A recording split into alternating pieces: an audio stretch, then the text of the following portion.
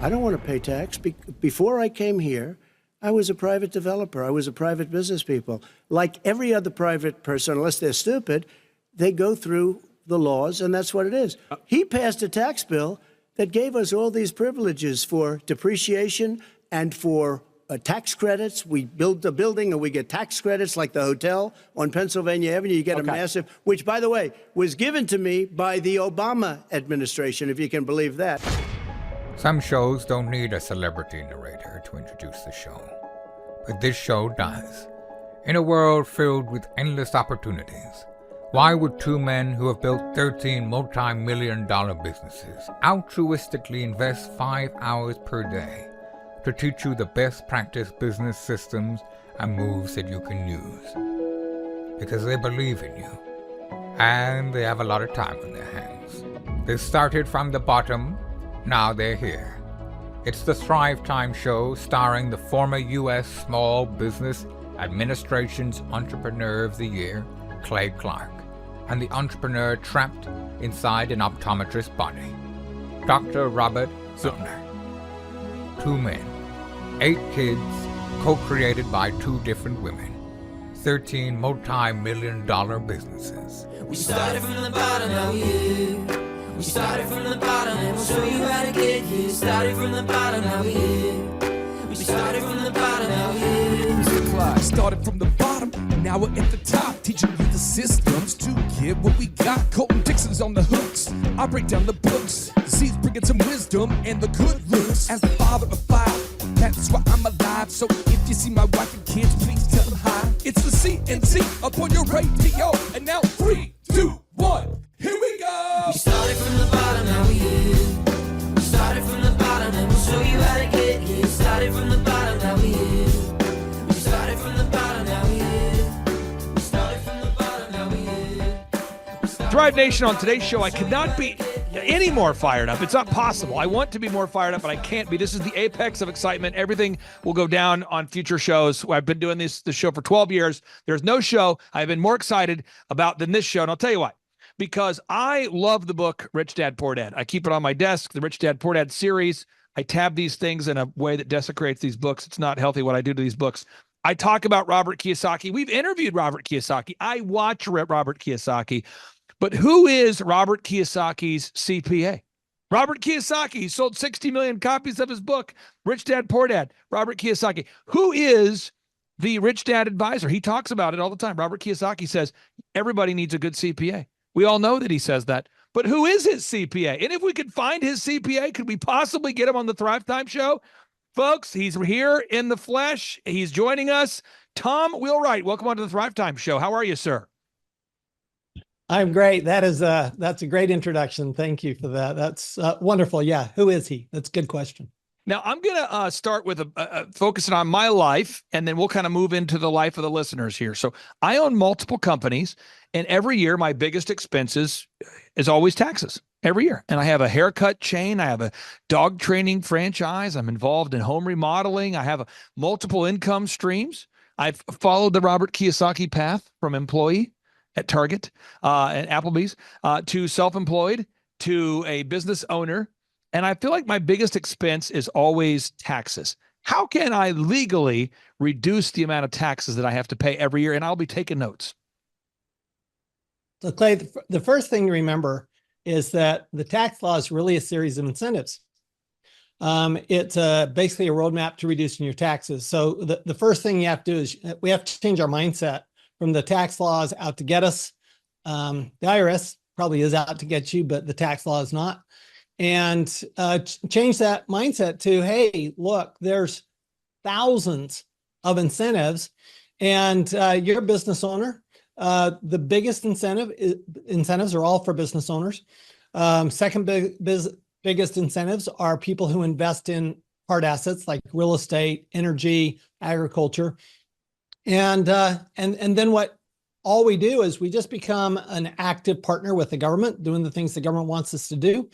And pretty quickly, our taxes come down, because you're right. Most business owners, their number one expense outside of their employees, their number one expense is taxes. And that can change. So, with a haircut chain, I have a business. We cut hair. We have 4 locations. It's kind of like a country club for men's hair. It's called Elephant in the Room. And, we pay our employees well, and then we have taxes we pay there, payroll taxes. I pay income taxes. There's a new exciting thing called franchise tax, which I discovered about 21 years ago. All of a sudden I get a bill for something, and it's a percentage of the assets I own. I have real estate taxes. If I were to list off all the taxes I pay for that company, I would start crying, and the listeners would black out. So talk to me about, for the business owners who watch this show, how can you help them reduce their taxes? Yeah, well, so the first thing to do is look at your income tax. Income tax, the easiest way to put money in your pocket is to reduce your income tax. And the first thing to remember is all the money you put back into your business is non-taxed. It's deductible. Okay, by definition, it's deductible. So as you build that business, the more businesses you build, the more employees you hire, the less tax you pay. So the more assets you build, the fewer taxes you pay. And so that's the first thing. What I tell people is nobody's going to make more money outside their business than they do inside their business. Nobody's going to make more money in the stock market than they do in their business. Businesses are a great way to make money. So put your money back into your business. That's rule number 1. Once you can't put it into your business anymore, then you have to look at, okay, is there another business I need to put it into, or is there another type of investing that I need to do? So in Robert's book, Cash Flow Quadrant, for example, he talks about, the ESBI, the employee, the self-employed, the big business, and the professional investor. Well, the business owners get the most benefits, but the next biggest benefits are from those professional investors. So then you have to look at, okay, what could I invest in to reduce my taxes if I can't put all my money back into my business? So in my case, we'll focus on the hair business for a second. Just being very transparent with our listeners. If you come in, folks, and you're happy with your haircut, and I hope you are, the way my business model works is the first haircut's $1. We've been doing this for 13 years. People say, wow, it was a great haircut. It was $1. And then we sign you up for a membership. It's month to month. And so we have thousands of members. And I try to operate the business at around a 20% profit margin. And so after paying myself and the various other expenses, there's about a 20% margin. I'm a big believer in buying gold and silver. I believe that. Friends of mine that own banks have actually told me to take a quarter of my wealth and buy precious metals. So I do that. And I've been doing that since it was $500 an ounce back in 2005. Thankfully I listened to them, and I do buy undervalued real estate when possible. What should happen once the profits are leaving the business? What is the best, most practical investments that exist for guys like myself that have a business that maybe produces a 20% profit margin? So you're talking about, when you put money into gold and silver, that's basically you're saving money, but you're saving it in gold and silver rather than saving it in fiat currency, right? Cash. And so when you're saving money, frankly, the best way to save money is in a qualified plan, like a profit sharing plan or a 401k plan. I'm not a big fan of those, but I'm not a big fan of saving money. I'm a bigger fan of investing into cash flowing assets like Robert talks about. But if you're going to set aside money into gold and silver, really from a financial standpoint, the tax standpoint, your best thing to do is that's when you open that IRA, you open that 401k, and you take the 401k money and put that, because you got a deduction for putting the money in the 401k, and then you can go buy the gold and silver inside the 401k. And when you do that, then that's the only way to get a tax benefit for investing in gold and silver or saving money, frankly. So let's say you want to save money in a 401k. That's okay. If you're going to save money, 401k or life insurance, 2 best places to save money. If you're going to put it in gold and silver, again, I like the idea of putting it into a 401k pension plan, profit sharing plan, something like that, because at least you're pushing that out, and you're probably actually pushing it into a lower tax bracket down the road at some point. And so that's actually a way to do, when you're talking about gold and silver. If you're talking about cash flowing investments like hard assets, like real estate, you talked about buying real estate. So one thing if I were your CPA, I'd probably be encouraging you to actually own those buildings that have the where you do your haircuts, because owning the building gives you a huge tax benefit. Robert's talked about that a lot. Owning real estate for your business, and then you lease it out. You lease the rest of it out to the people next to you, the other shop owners, because that way you're getting depreciation, other tax benefits for the real estate on top of reducing your rent. So, actually, there's several things you can do. Even and depending on where you are, you may even decide on that building put solar panels on that building, because now that qualifies as investment in energy, and there are both credits and deductions for investing in renewable energy. Now, I really like the idea of buying vacation rental properties. I like that idea. It's something I get excited about. One, because it's kind of fun to visit a vacation rental property. You go to it and it's a good place to go. Also, you're dealing with kind of a high-end renter. I mean, the average person who's paying a premium price to rent a vacation property is usually not somebody who's going to destroy the rental property and drive the rental house, figuratively speaking, like a rental car. And so I've had a lot of my clients own vacation rental properties. I tend to put a lot of energy into that idea. What do you say to somebody watching today's show that is thinking about investing in vacation rental properties, or maybe a nice property like a lake house, or a property on a ski resort, or some sort of property that they can easily rent out to vacationers? What advice would you have for our listeners that are thinking about that? I also like vacation property. I'm actually building a vacation property right now in Park City, Utah. So first thing I would tell anybody is make sure that that the numbers work.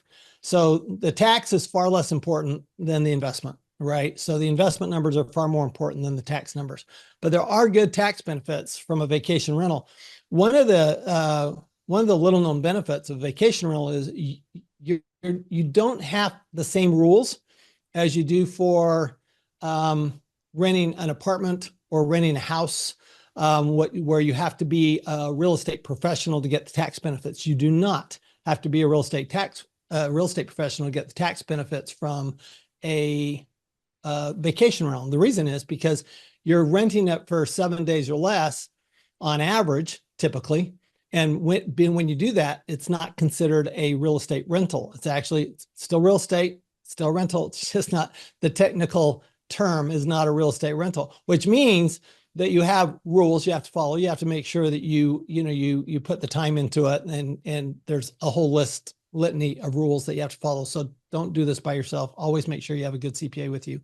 But there are really good tax benefits. You still get the depreciation benefits. Again, I would consider putting solar, depending on where the vacation rental is, but it may be that because the government will pay about 2/3 of the cost of your solar panels and batteries.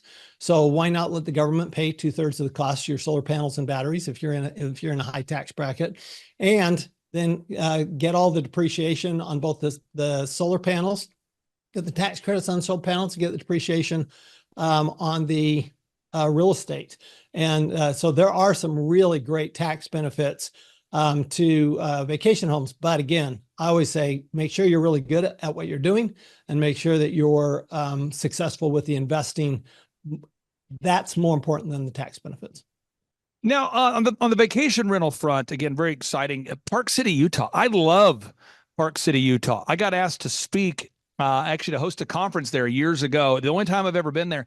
It is a cool place. I mean, downtown Park City, Utah. I'm going to pull it up on my screen because you're getting me excited here. That's my love language, is Park City, Utah. So let me pull it up here.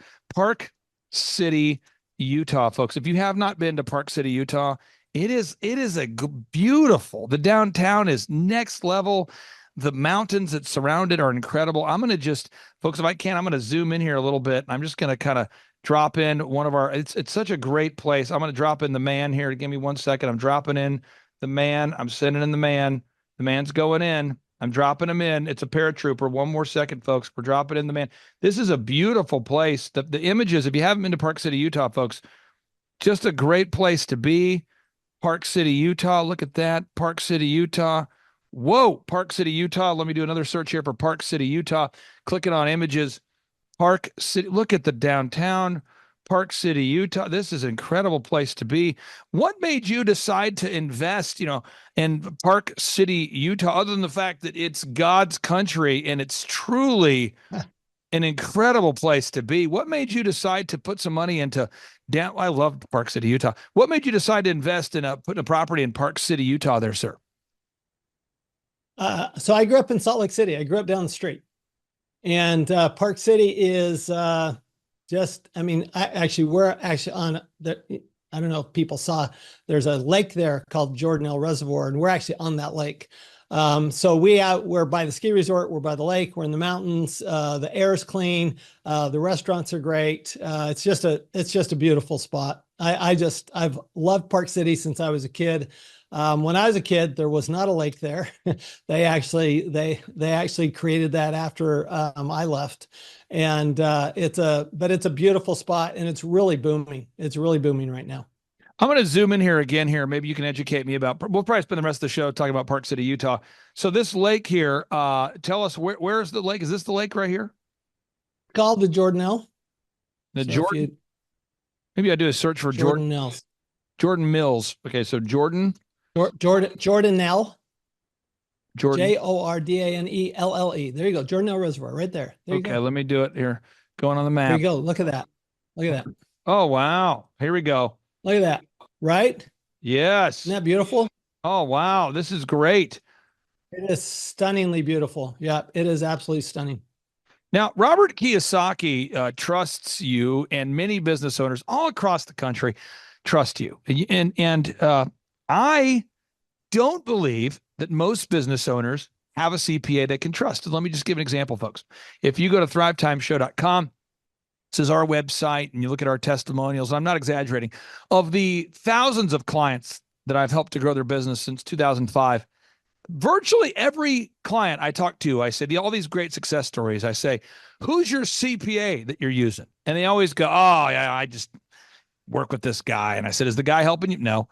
Are they helping you reduce your taxes? No. Are they being proactive? No. What are they doing? They say, well, we're kind of behind on the taxes. They told me to file an extension. And it seems like their accountant is doing taxes, viewing taxes as almost like the rear view mirror of a car, as opposed to a proactive windshield. And for the listeners out there that want a proactive CPA that's looking out the front window as opposed to the rear view mirror every tax season, what do you say to people like this that are business owners that are looking at a CPA like yourself versus a typical CPA? What separates your practice, TomWheelwright.com, versus other CPA practices that tend to be more reactive? So we take a very holistic view of a client's financial situation, because taxes are, like you mentioned earlier, right? They pervade every aspect of your life.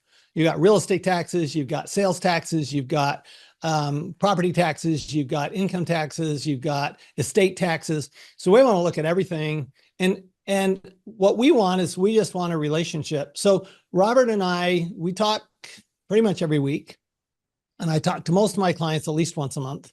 And the idea is, well, look, we've got a relationship. I was up in Northern Idaho a couple of weeks ago, speaking at an event, and met a client for dinner up there just because he happened to be up there.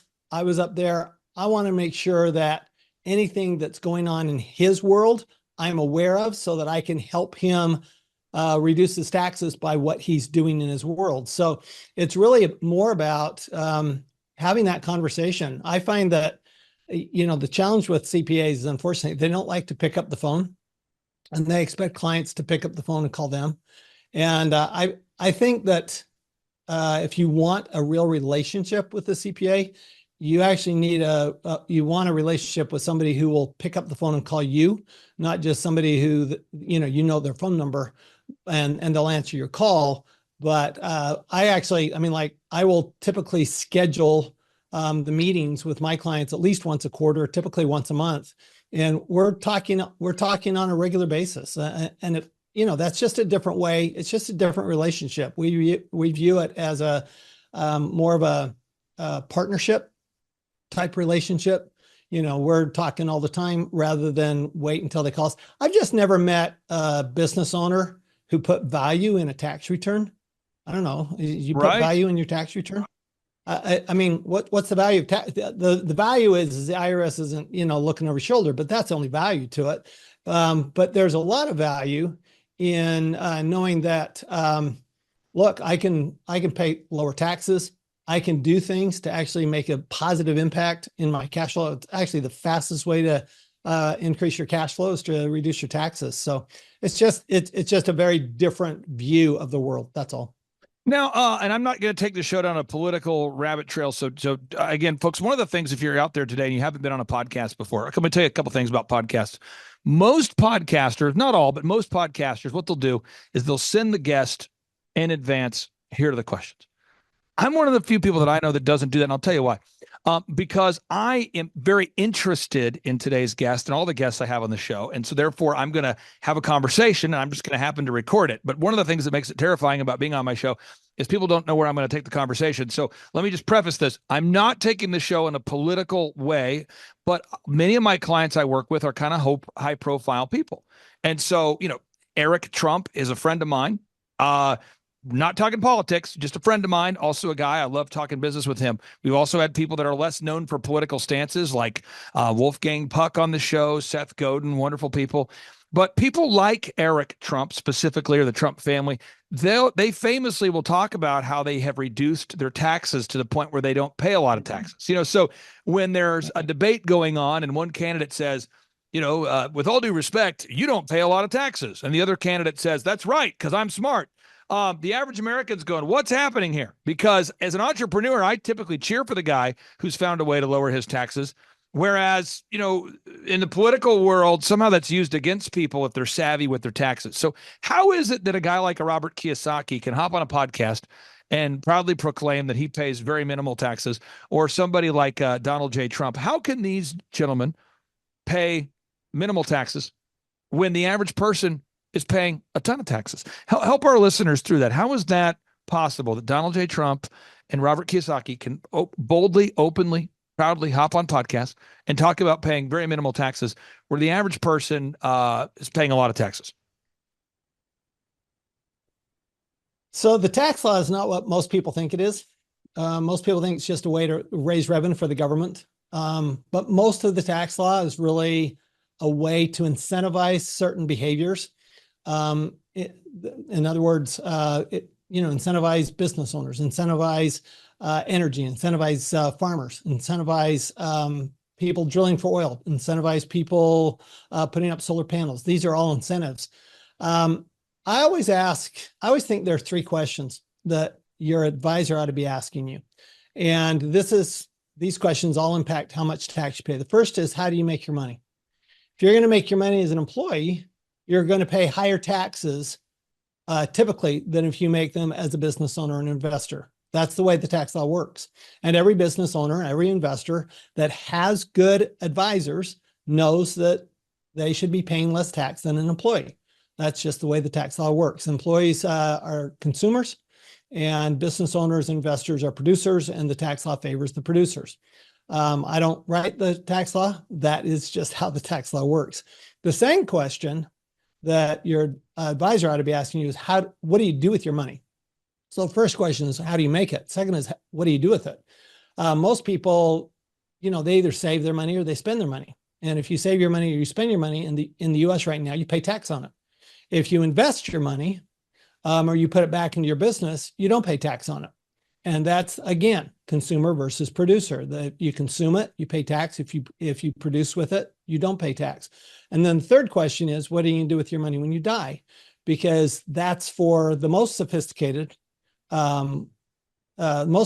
business owners are going to look at, they're actually taking a very long view because they're taking a legacy view of their money. They're not just taking what's going to happen today and tomorrow and next week. And that legacy view allows them to do some planning, whether it's using, trust vehicles or donating to charities, or because I find wealthy people to be in to a large extent, very generous as far as willing to donate their money either today or when they die. But if they donate it when they die, they're better off actually doing that planning today for when they die. So there's a lot you can do once you understand how the tax law works. The reason that people like Donald Trump and I've seen Trump's tax returns when they were illegally released. But the reason Trump and Kiyosaki pay very little tax is just because, first of all, they have really good tax advisors. And second of all, they just understand how the tax law actually works. You know, Donald Trump was one of the, has actually been very involved from a lobbying standpoint on taxes since the 90s. He was involved in what we call the real estate professional rule for real estate investors back in 1993. And so that's, you've got to understand the law in order to be able to apply it to your benefit.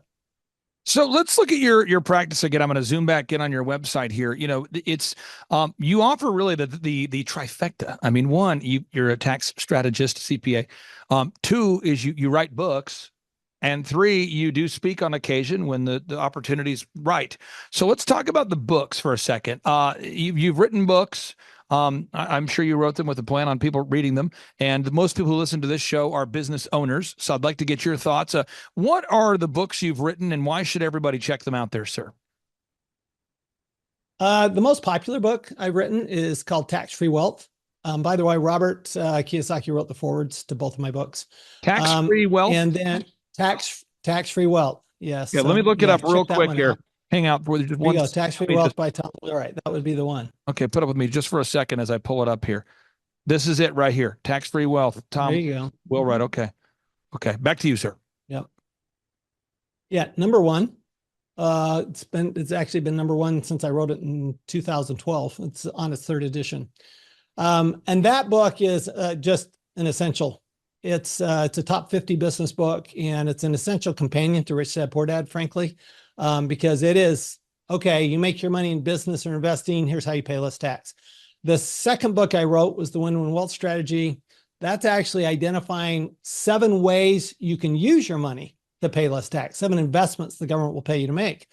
And then I actually contributed to several of Robert's books. The most notable one, Why the Rich Are Getting Richer.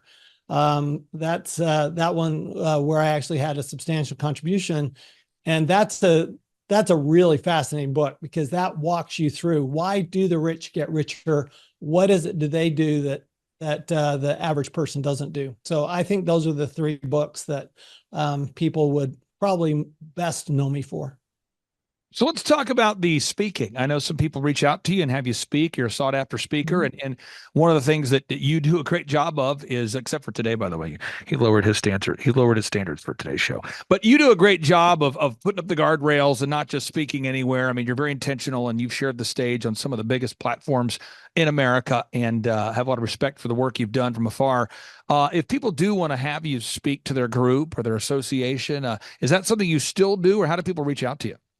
I do. Actually, I've been on 4 different stages in the last 3 weeks. So I don't typically speak that frequently, but they seem to come in groups. And no, I love speaking to entrepreneurs. That's who I love speaking to. So I was with a group of Amazon, actually entrepreneurs, a couple of weeks ago in Las Vegas, and then I was with a group of real estate investors last week in Dallas, and some other real estate investors week before that. So I tend to speak when people really care about reducing their taxes and are willing to. It takes effort, so I can't actually reduce your taxes. To be really clear, Clay, I can't actually reduce your taxes. What I can do is tell you what facts you need to change in order for you to reduce your taxes. Because what I always say is, if you want to change your tax, you have to change your facts. So you want to change your tax, great. I'll tell you what facts you need to change, and then you make a decision. I'll give you the choice. Do you want to make those changes or not? And at least now you have a choice of whether to pay tax or not. Now let's talk about the consulting you do, the actual CPA work you do. A, are you still taking on clients? And then B, how does the firm work if somebody says, I want to see if Tom Wheelwright is the right solution for me? So I take on about 4 clients a year. So I rarely take on a client. They've got to have a really complex situation that I think I'm the only one who can solve it, for me to take them on. And I'm really expensive. So you've got to have a really big problem to need me. I do have a franchise of CPAs called the TFW Advisors franchise, TFW as in Tax-Free Wealth Advisors. And that franchise, tfwadvisors.us, we have 9 franchisees around the US, and I train them every month. And they are constantly taking on new clients because they're building their practices. And and I train them every month. So I love our franchisees. I love our CPAs and our franchise. And it's a lot of fun to see them grow and get better at what they're doing with their clients. So if people want to reach out to your franchisees, what's the best way for our listeners to do that? Easiest, go to tfwadvisors.us. That's our US franchise, tfwadvisors.us. And actually all our franchisees are listed there. They can choose a franchisee, they can contact us and have us help them find the right franchisee for them, however they'd like to do it. Now, I've got 5 more questions for you, then I'm done harassing you. So I promise, folks, I promise you, folks, I'm not going to harass them much longer than that. I have so many things I want to ask them, but I don't want to wear out today's guest here. I know you're a busy man. A lot of my clients sell insurance for whatever reason. A lot of my clients sell insurance. I've got, 5 clients who sell insurance right now? We have 160 clients, and 5 of them sell insurance, and some of them are really doing well financially. If you're talking to one of my clients right now who sells insurance and they're making great money, and you were to sit down with them and they're a saver, this person and their wife, they live below their means, they're savers, they're producing great cash flow, how could they best reduce their taxes? Man, if they're savers and not investors, in other words, they're not investing in real estate, they're not investing in their business, they're not investing in energy or agriculture, something like that. They're not investing in technology, but they're saving. So they're putting money aside, they're putting it in the stock market, they're putting it in life insurance, for example. Probably not life insurance, but the others.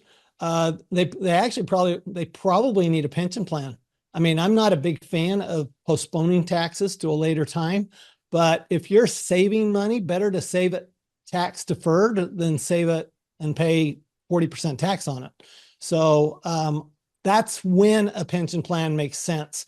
And, if they're making a boatload of money, I mean, pension plans, you're limited to a few $1,000s in an IRA or 401k, but pension plans, you can sometimes put $200,000-300,000 away in a pension plan.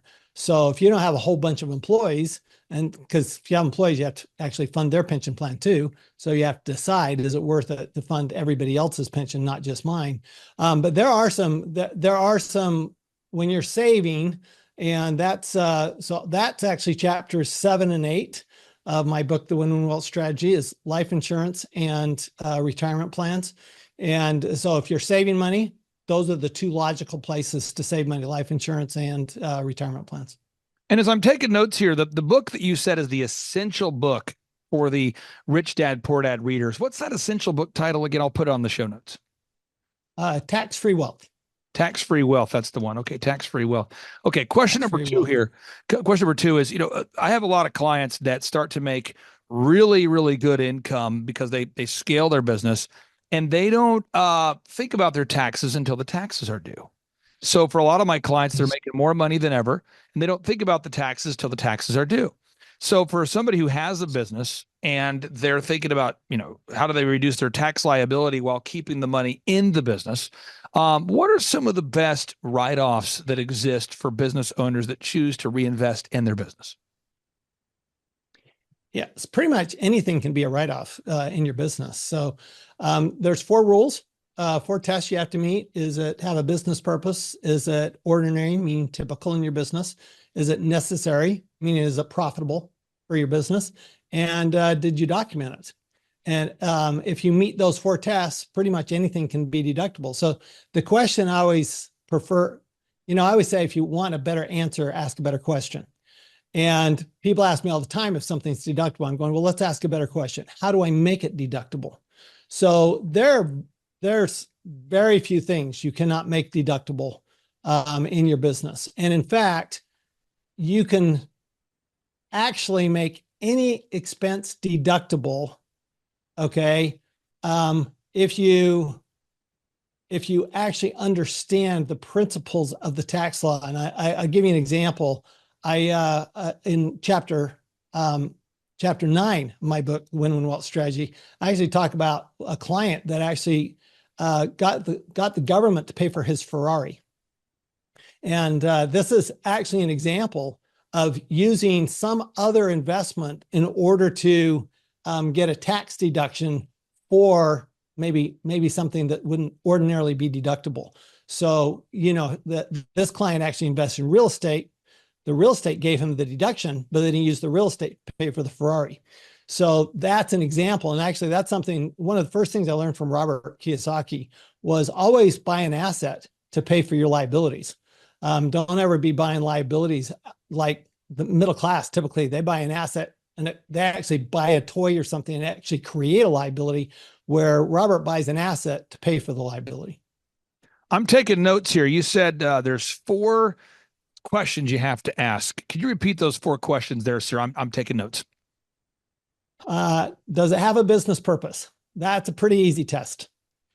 Is it an ordinary expense? Meaning, is it typical in your business, both as to the amount and the frequency? Let's say, for example, you take your spouse to dinner every week, and you always talk to your spouse about dinner.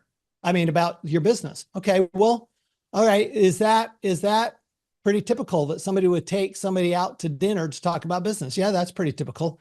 Is once a week a pretty normal frequency? Yeah, that's a pretty normal frequency. And as long as we're not spending $300 on a bottle of wine, it's probably an okay number to do. So people frequently don't deduct when they take their spouse to a meal, but I've never met an entrepreneur that ever had dinner with their spouse that didn't talk about business. They always do. That's who we are. We're talking about business all the time. So it's probably deductible, as long as, again, the goal is to actually have a conversation that helps improve your business, which you probably are having that conversation. And then 4th, which is the most important, is actually to document it. In real estate, it's location, location, location. In tax deductions, it's documentation, documentation, documentation. Got it. So question number 1 is, does it have a business purpose? Question number 2 is it an ordinary expense? What's question number 3 and 4? Question number 3 is it necessary? Necessary meaning that, is it actually a profitable expense? The goal of an expense is to create income. That's the goal of any business expense, to create income. So if that is the goal of the expense, to create income, then it meets that test. And then the 4th one is, did you document it? Okay. Did you document it? Question number 4. Did you document it? Okay. Document it. Okay. One more question I have here for you. I see so many small business owners that are just starving themselves in terms of marketing or advertising. So as an example, one of my wonderful clients, their business is rocking, they're booming. And about 7 or 8 years ago, I was sitting down with them and I said, look, when you advertise on Google, there's Google AdWords. We figured it out. Pretty much it's a science at this point. If you spend $20 on online ads, you generate 1 lead. And 1 lead typically pays you several $100s. So let's just scale it. If you're spending $20 to produce a lead, let's just scale it. And they go, I just can't afford to advertise more. At the end of the year, their CPA says, hey, you're going to owe a ton of money in taxes this year, buddy. And my client calls me. He says, what should I do? I said, I'm not a CPA, but if it were me, I would take the potential money that you would owe and I would spend that money in advertising. I would go ahead and invest in that search engine optimization and the online advertisement. And I would make this business zing, as opposed to spending $30,000 in taxes. And they go, really? I said, yes. And so they did it. They took that $30,000, they invested it in AdWords the last quarter of the year and in search engine optimization. Now their business is booming. What would you say if you were talking to a client that is starving their business in terms of advertisements, that they're not advertising their business, they're not putting a lot of fuel in the business, and they're facing a big tax bill?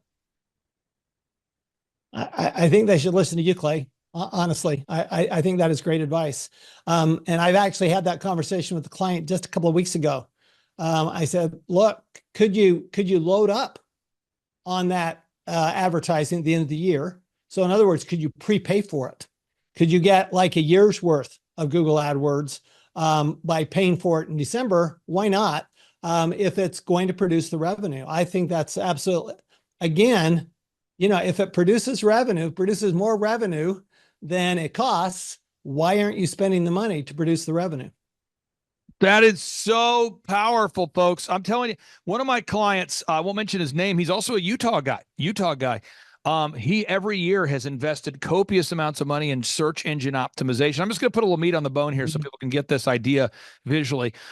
So this is an example. One of my clients, it's called Kolaw Fitness, and he has a gym. It's a fitness gym. That's a big gym, almost like a Planet Fitness, but it feels like a Chick-fil-A. It's called Kolaw Fitness. It's a Christian-owned fitness center. There's Kolaw Fitness. Well, to be top in the search results, that doesn't just happen. So this guy had to invest a ton of money in writing articles and content. And so he decided, you know what, I'm going to pay my team to write that content. We're going to invest in the writing of search engine content. And now he reaps the fruit all year. And so my final bonus fry question for you is for my client here, Kolaw Fitness, great people. Their business is absolutely booming. And virtually every conversation we have is about reducing their tax liability ethically and honestly. Where should a guy like the founder of kolawfitness.com start? Because most CPAs that I talk to, I'm not attacking all the CPAs, but there are many CPAs who I would describe as a certified pain in the ass, who typically tell the clients nothing in exchange for $400 an hour. And they leave their clients confused, bewildered, and behind on their taxes. So for my client, a guy like Charles Kolaw, he's got multiple locations. His business is booming despite a tough economy. What do you tell a guy like that? What's the first step he should take right now? Very serious entrepreneur, multi-million-dollar business. He's growing. He's booming. What is the first step he should take right now to reduce his taxes? So chapter 23 of Tax-Free Wealth is how to find a great tax advisor. So if you want to understand what makes a good tax advisor, you want to know what questions to ask, what questions they should be asking you, I'd go to chapter 23 of Tax-Free Wealth. If you want the easy button, just go to tfwadvisors.us, and that's the easy button for finding a great tax advisor. Wow. Tom, it was an honor. I've seen you on interviews. I've read your stuff. It's just so great to have you here on the show. Thank you for lowering your standards to be here on the show today. I've interviewed Robert Kiyosaki, and a big goal of mine was to interview Robert and to interview yourself. So I really do thank you for being on today's show, sir. No, thank you, Clay. It's absolutely been a pleasure. You're a lot of fun. Hey, take care, brother. Have a great day.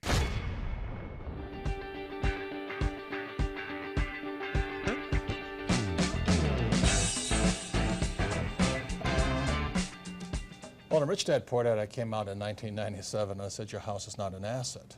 And it drove people nuts. It just went crazy on me because that's a common belief. But when you can't make your house payments, you find out it's the biggest liability you got in many of the times. It's turned out to be very much more correct than you even thought. Right. When you look at what's happened to home prices. Right. And Donald and I love real estate. I love real estate. I think it's the best thing going, better than sliced bread. But if you're not smart with it, it's like a loaded gun. You know, you can protect yourself or you can kill yourself with it. So real estate is, to me, the best vehicle, but you've got to be smart with it because we're using debt. And debt is the two-edged sword out there. So you use debt, I use debt, but the more debt you use, actually you have to be smarter. So you can use debt to get richer. You can also use debt to wipe you out. So that's why, you know, I continue on saying we need financial education. To just say to somebody, get out of debt, well, that's not accurate. You use debt, don't you? Debt is a great thing, and to be big and to be very successful, debt is a very useful weapon. But you have to be very careful. That's correct. So the other thing with when people say live below your means, you don't like to live below your means, do you? No. No. And I think when you say to somebody live below your means, you wipe their spirit out. It's like saying somebody, if you want to lose weight, go on a starvation diet. It doesn't make you healthier to starve yourself. So I would rather get financially educated. That's why I read your books, because I want to, this is my greatest asset. I want to feed my brain so that I can expand my means without getting into excessive debt or where I start to lose. Because debt, like I say, is a two-edged sword. But telling somebody to live below your means is almost inhumane. I never felt good doing it. I wanted to strive to do better every day. I want to do better every day.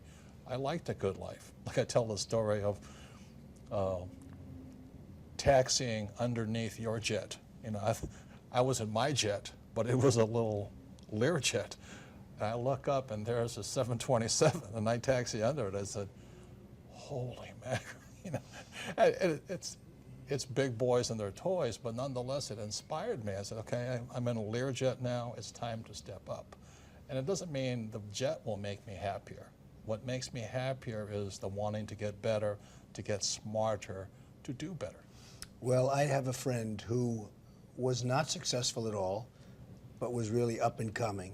And he had a thing. He would only fly first class. I'm not saying do this because for somebody it won't work, but he needed that mentally. Right. He wanted to fly first class because mentally he wanted to think he was the best, and that's it. And even though he didn't have much money at the time, this is years ago, he would always fly. I used to criticize him, but it put him in a good state of mind, and he became a very, very successful guy. Yes. Very, very successful. And I've always remembered that. He would never fly coach. He would always fly first class, even though he didn't have the means to fly. So, look, it's complicated, but whatever it takes to train that. Whatever makes you feel better about yourself, stronger, more confident, to want to do better. And I think really that's the issue. And we're at the stage of our lives right now, to ask for more is not really it. But to do better, to feel better about ourselves is still important. It is very important. Right. So that's why I don't like saying live below your means and scrimp and all that, because, shopping is fun. Nice houses are fun. At the same time, you have to be very careful. Yes, but you have to be responsible about it. Correct. Like, when you invited us up to your little duplex up here, whatever you call it, we walked up there, and I've never seen a two-story, entire floor home in New York City. And my wife Kim says, I never really want to live in a condo, but she says, Mr. Trump's house will do. And it is spectacular. You know what I mean? And it's. And yet I don't need that, Robert. Yes, I know. I don't need that. If I had one nice bedroom with a good television set and a nice bed, and you don't really need that. But it was in a building I built, and it was there for the taking, so I figured I might as well do it. And what have I done? Instead of selling the equivalent of 12 or 13 units, I kept them. And by keeping them, I have them. I didn't sell them, and that's okay. And it's become, a very valuable place. So I didn't need that. I don't need it now, but there's something nice about it. Right. And then that's my message is achieve it, and then you can take it or leave it. But if you don't achieve it, then it's always something away from you. So again, that's why I'd be redundant about this, living below your means. I don't think that makes your spirit happy. It kills your spirit. Also, if you don't have the financial education, when somebody says your house is an asset or these mutual funds are good or the stock will go up, and you don't know the difference between a good investment and a bad investment, because real estate can be a bad investment, stocks can be a bad investment. If you don't know good investment advice from bad investment advice, then you're going to get taken. This world is not kind, should we say. The hardest thing that I've witnessed over the last year is seeing people that were very hardworking and very conservative that invested in the stocks. And I'm not talking about high-flying stocks. I'm talking about very solid companies. And their net worth is 50% of what it was a year ago, and they haven't done anything wrong. Right. Now, they put their money in stocks, so I guess you could say that's wrong, but it's really not wrong. No. Because historically, that's been okay. So they went into conservative stocks, and a year later, they're worth 50%, and all they've done is worked. And that's the hardest thing I've seen. It's tragedy. The thing that I want to say is this. You can invest in gold and lose money. You can invest in real estate and lose money. You can lose stocks and lose money. You can invest in oil and lose money. You can also make a lot of money in all those things. So really the reason we get together is because your financial intelligence, your financial IQ makes something valuable or not valuable. Like I said, you have to know a good investment from a bad investment, good advice from bad advice. Today I'm broadcasting are from Phoenix, Arizona, not Scottsdale, Arizona. They're close, but they're completely different worlds. And we have a special guest today. Definition of intelligence is if you agree with me, you're intelligent. And so this gentleman is very intelligent. I've done his show before also, but very seldom do you find somebody who lines up on all counts. And it's a Mr. Clay Clark. He's a friend of a good friend, Eric Trump. But we're also talking about money, bricks, and how screwed up the world can get in a few and a half hour. So Clay Clark is a very intelligent man, and there's so many ways we could take this thing. But I thought, since you and Eric are close, Trump, what were you saying about what Trump can't, what Donald, who's my age, and I can say or cannot say? Well, first of all, I have to honor you, sir. I want to show you what I did to one of your books here. There's a guy by the name of Jeremy Thorne, who was my boss at the time. I was 19 years old, working at Faith Highway. I had a job at Applebee's, Target, and DirecTV. And he said, "Have you read this book, Rich Dad, Poor Dad?" And I said, "No."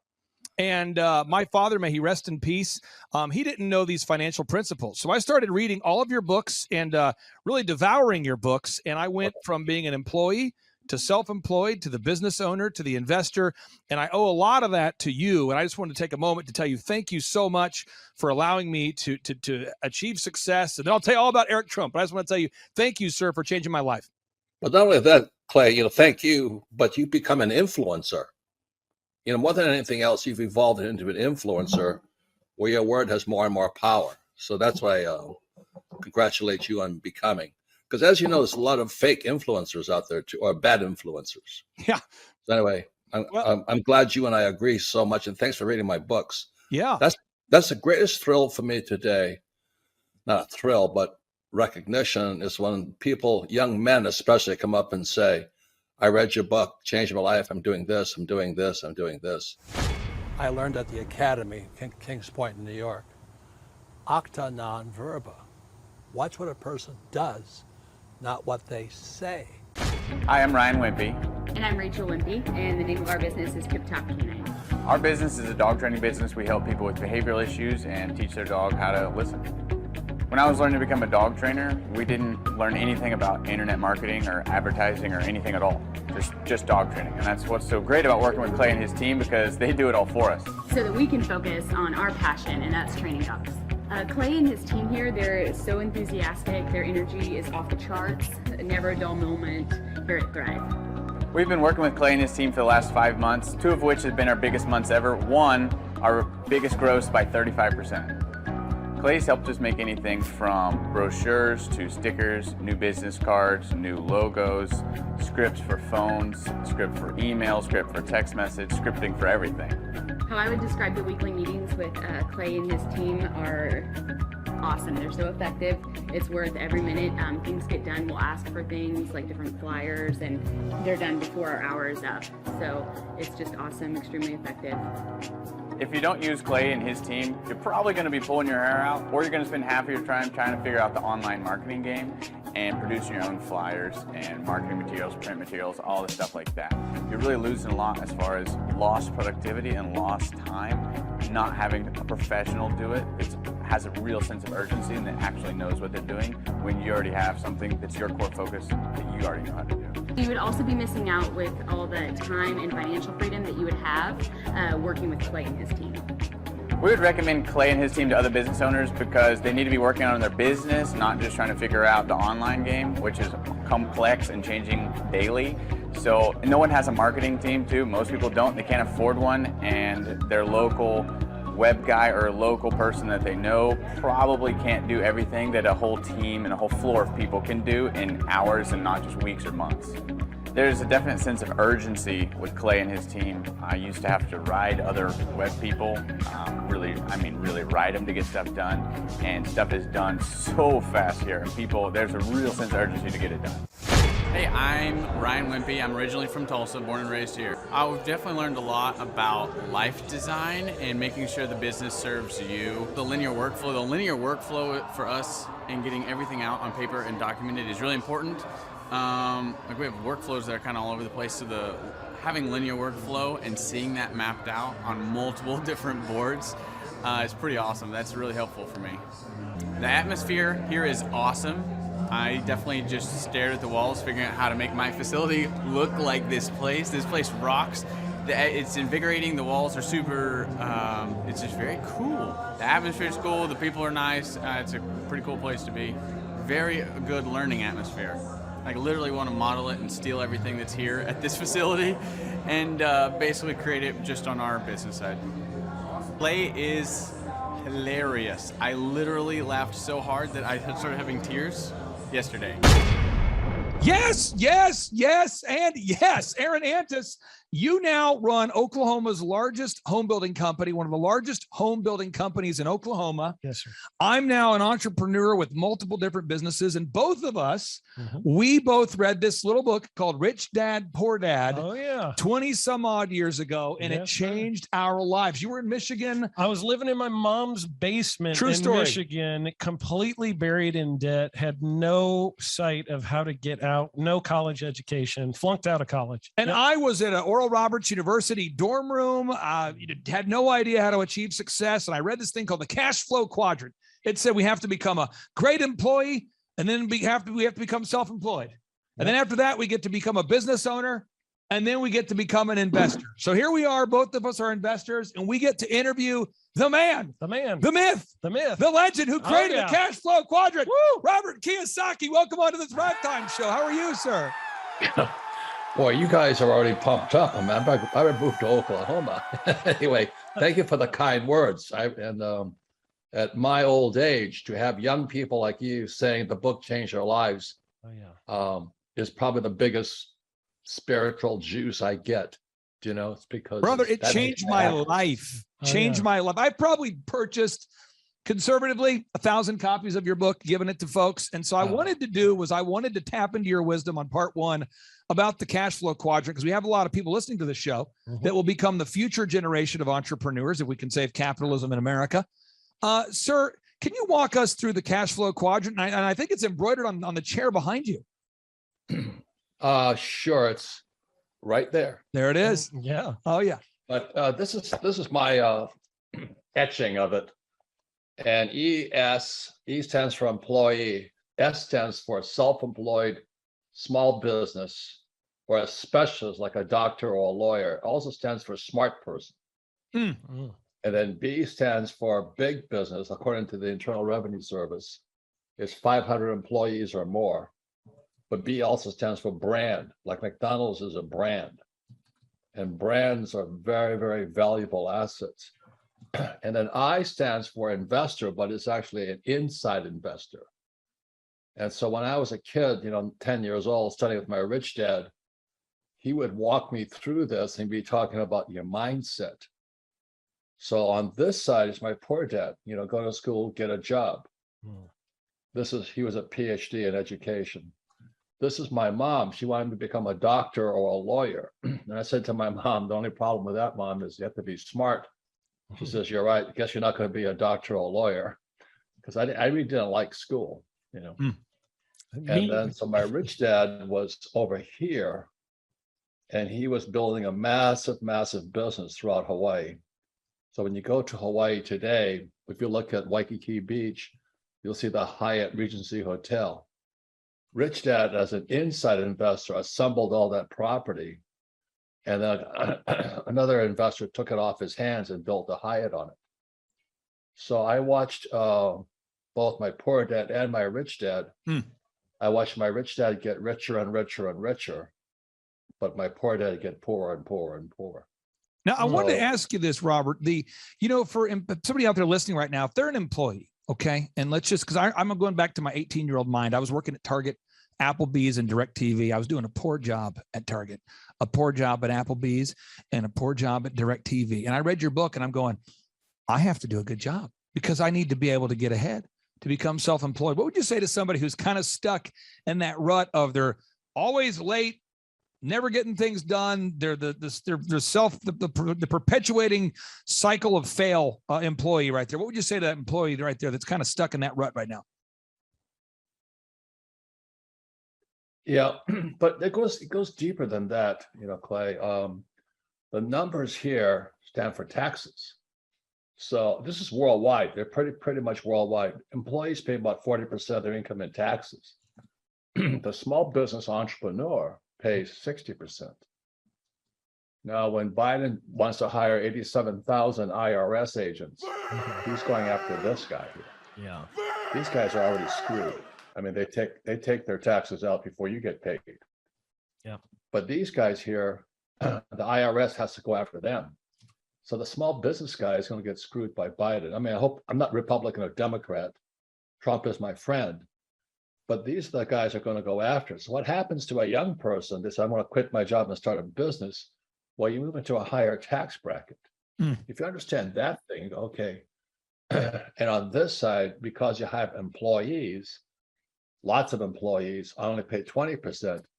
But as an insider, I can pay 0% legally. You know, I don't want to go to jail and become somebody's boyfriend. Whoa. You know, so I want to be an insider all the time. So that's my way of saying I don't own stocks, bonds, mutual funds, ETFs. I don't touch anything the stock market pumps out. I don't trust the dollar. I don't trust the treasury.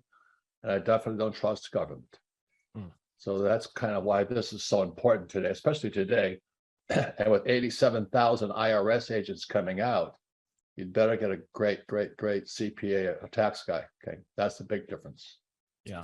Now, since you brought up Biden for a second, here we'll get into that now. You, I believe, are not only a best-selling author, not only an investor, but I believe you're a man who was kicked out of Freedom Fest. Could you please explain to us? Is that true? Am I making that up? Did you get kicked out of Freedom Fest, and if so, why? What was the question, please? Did you get kicked out of Freedom Fest? Yes. Could you Yes. again? You stand for freedom. You come across as a libertarian for me. Why would you get kicked out of Freedom Fest when you are apparently the person that puts on, I won't mention his name. Well, he comes after me every time. I won't mention his name, but I have no idea because I was talking about a stock market crash and he got very angry at me. He says, markets don't crash. I'm going, are you kidding me? You know, what happened in 2008? What's happening right now? So my concern is a lot of times things are misnamed, like, you know, the Inflation Reduction Act, IRA, has nothing to do with inflation. It has to do with the Green New Deal. Right. So I'm always concerned when people pump out these things like the Freedom Fest and all that. But I got hammered for talking about how you prepare for a crash. And the reason I say that is because when markets crash, it's the best time to get rich. You know, that's like Neiman Marcus having a sale. So I like crashes, but this guy came after me so hard. He still does. I was up in Vancouver and he still came after me. He says, how dare you say markets crash? I'm going, but they do crash. And so anyway, I really don't know why he's after me, but he's come after me every single time, and he's the promoter of Freedom Fest. Now, a lot of people have noticed, well, there's a mask mandate, there's a lockdown, there's a quarantine, there's a curfew. There's Biden speaking at the World Economic Forum 2016 event at Davos. There seems to be a lot of chatter related to Klaus Schwab and Yuval Noah Harari. And now people who have chosen not to talk about it or think about it, the Great Reset is here, and it's impacting everybody in some way, shape, or form. Could you comment on what the Great Reset is and how it is impacting American business? Well, the Great Reset is the collapse of the dollar, the fiat money system. And that's why when I speak, I don't think it's good or bad. You know, I am an inside investor. I'm a real estate guy. I also took this this is my latest accomplishment. It's I took this company public on the New York Stock Exchange. I've taken 3 companies public on Toronto Stock Exchange, but this is my first New York Stock Exchange, and it's the richest gold mine in America. And so I do practice what I teach. But the reason I'm into gold is because the Great Reset will be the collapse of the dollar system. And that started back in 1971 when Nixon took the dollar off the gold standard. And in 1971, I was in Vietnam. I was a Marine helicopter gunship pilot. And I'm going, what the heck does this mean? We're off the gold standard. And I had no idea. So because we don't teach money at school, and I started, my co-pilot and I flew behind enemy lines to look for gold, proving Marines aren't the brightest guys on earth, you know. Well, I'm sitting there looking for gold from a gold mine, and this little Vietnamese woman with red teeth, you know, they always chew beetle nuts. And I was trying to get a discount on gold. So gold was 35 an ounce in 71. And by the time I got there, it was $50 an ounce. And so I tried to get a discount because, you know, behind enemy line discounts. And she looked at me and laughed her ass off. Just smiled with the red teeth. She says, spot. I said, what the hell, spot? I got a spot on my shirt or something? She didn't speak English. I didn't speak Vietnamese. But then I realized gold is international money. Gold is real money. And ever since then, I became a gold bug, which is why I'm very happy to take this company public. I'll give you the name of it. I wouldn't invest in it. It's called ODV. You have to do your research on it, but it's the richest gold mine in America. It's 140 years old. And it was just sitting there in Provo, Utah. So there's opportunities everywhere, but I want to be this kind of investor. I don't want stocks, bonds, mutual funds, ETFs that I don't own. Robert, the name of your gold mine is what now? What's the name of the gold mine investment company? They call it the Trixie Mine, but the call sign is ODV. Just check it out. The reason it's important because the guy who put it together is a Canadian. And I spent a lot of time in Canada and Vancouver putting gold deals together because I'm an entrepreneur. And this guy found this gold mine 140 years old, and he used technology. He looked at it and he got 140 years of records from these old gold miners, you know, the guys with the burro and the pick. And he took all their records and he digitalized it. Wow. I'm going, how'd you do that? That guy is really smart, obviously. But he digitalized it. And then once it was digitalized, he could put it into pictures. And he was going through the records, digitalizing all the records of these gold miners from 140 years ago in Utah. Yeah. And it says, oh my God, they missed the vein. I went, what? He says they missed the vein. And so that's why the Trixie Mine, or ODV, is now the richest gold mine in America. It was sitting there. It was sitting there empty. So there's opportunities everywhere, I'm saying, you know. Wow. Now, I have two quick questions for you, and then I'm going to go to Aaron here. As it relates to the value of gold, the price of an ounce of gold in 1971 was approximately $40 an ounce. In 1991, it was $360 an ounce. Then you move on to 2011, it's $1,500 an ounce. Now we'll call it $1,800 an ounce. And I think a lot of people want to hear from you right now. You know, on a scale of 1 to 10, if 10 is like you are very concerned about the collapse of the dollar, like if 10 is you are sounding the alarm, you're very worried, and a 1 is you're not concerned at all about the collapse of the dollar. How concerned are you about the collapse of the U.S. dollar, sir? I'm very concerned. And it's more than just the U.S. There's a thing called the BRICS nations. BRICS stands for Brazil, Russia, India, China, South Africa. And what happened in 2021, I believe, when we abandoned Afghanistan, on that day, Saudi Arabia shifted allegiances from America, trading in dollars, petrodollars. Saudi Arabia switched sides to China and Russia. It's the end of the dollar system. So the end is near for the US dollar. And my concern is it's going to wipe out stocks, bonds, mutual funds, ETFs. Just for my generation, the boomer generation, we're in serious trouble because the only reason our stocks, bonds, mutual funds are up is because the Fed and the Treasury just kept printing more and more money. Instead of fixing the problem from 2008, they just kept printing more money. And it's about to come to an end. So that's why when I say to people, buy gold, silver, and Bitcoin, you want to stay in what I call real assets, tangible assets. That's my opinion. Most people say buy U.S. Treasuries. That's Harry Dent. I wouldn't trust anything printed by the U.S. government, but that's me. I don't like anything that can be printed.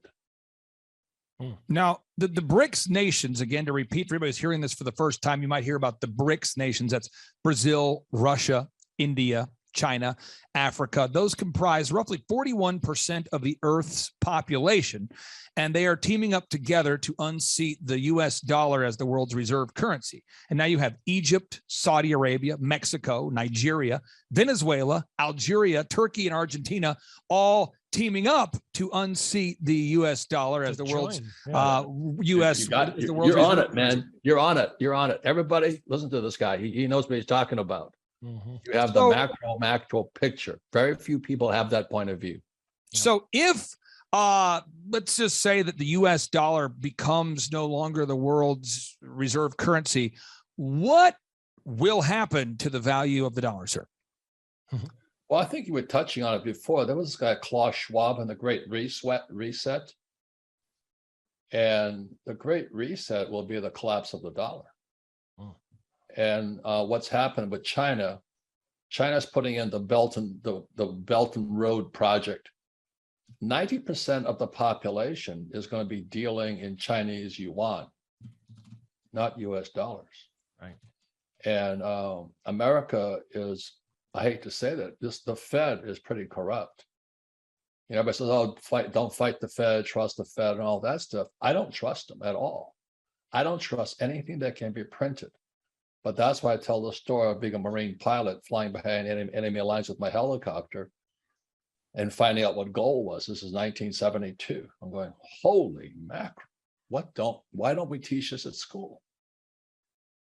So that's my concern. And I commend you. You know, I mean, Kash Patel is a stud, but boy, you know your stuff too. I'm very impressed. Well, I'll say this, you know, the Reawaken America tour, we have, you know, Eric Trump's on it, Kash Patel, General Flynn, Michael Lindell, Dr. Tenpenny, so many, Robert F. Kennedy Jr. And people always ask me, Clay, what is the common denominator between all of the speakers? Because we have Republicans, Democrats, Libertarians, entrepreneurs. And I tell people, the reason why we do the Reawaken America tour events and the reason why we have millions of people that stream every event is because we share the truth. And it's embarrassing for Republicans and it's embarrassing for Democrats, and it's called the truth. And that's why I wanted to interview you. Now, Aaron, Robert Kiyosaki, I would call his Ministry of Money has made a big impact on your life. Massive. What questions do you have for Robert Kiyosaki? It's kind of interesting, Robert. You don't know this, but you really changed my life. Back when I was living in my mom's basement back in my early 20s, a friend of mine who was the vice president of one of the largest home builders in the country lived 5 doors down from us, and he handed me your book. And he said, "Aaron, if you'll read this book, it'll change your perspective on life." And I went to grab it and he snatched it out of my hand and he said, "You didn't think I was going to give it to you, did you?" He said, "If you go across the street to that bookstore and pay $14.95 for it like I did, there's a chance you might read it. But if I hand it to you, you're going to chuck it in the back seat and never read it." I read the whole thing in one sitting that night. And I got ticked because I had been in college. I had been flunked out of college and I was living in my mom's basement, broke. And I said, I got to see a different way. I read Rich Dad, Poor Dad, and then later the Cash Flow Quadrant. And I've read Rich Dad, Poor Dad about 25 times since then, just trying to see if there's anything else I'm missing in there. So thank you for that. It allowed me to stay married. Today's my 25th anniversary. It allowed me to stay married to my wife because I was really broke when she met me, and we're doing better now. So thank you for helping me stay married too. So I do have a question for you though. So with all this stuff that's going on, I mean, obviously Clay kind of brought me into the podcast when the Great Reset stuff started happening back when COVID began and everything.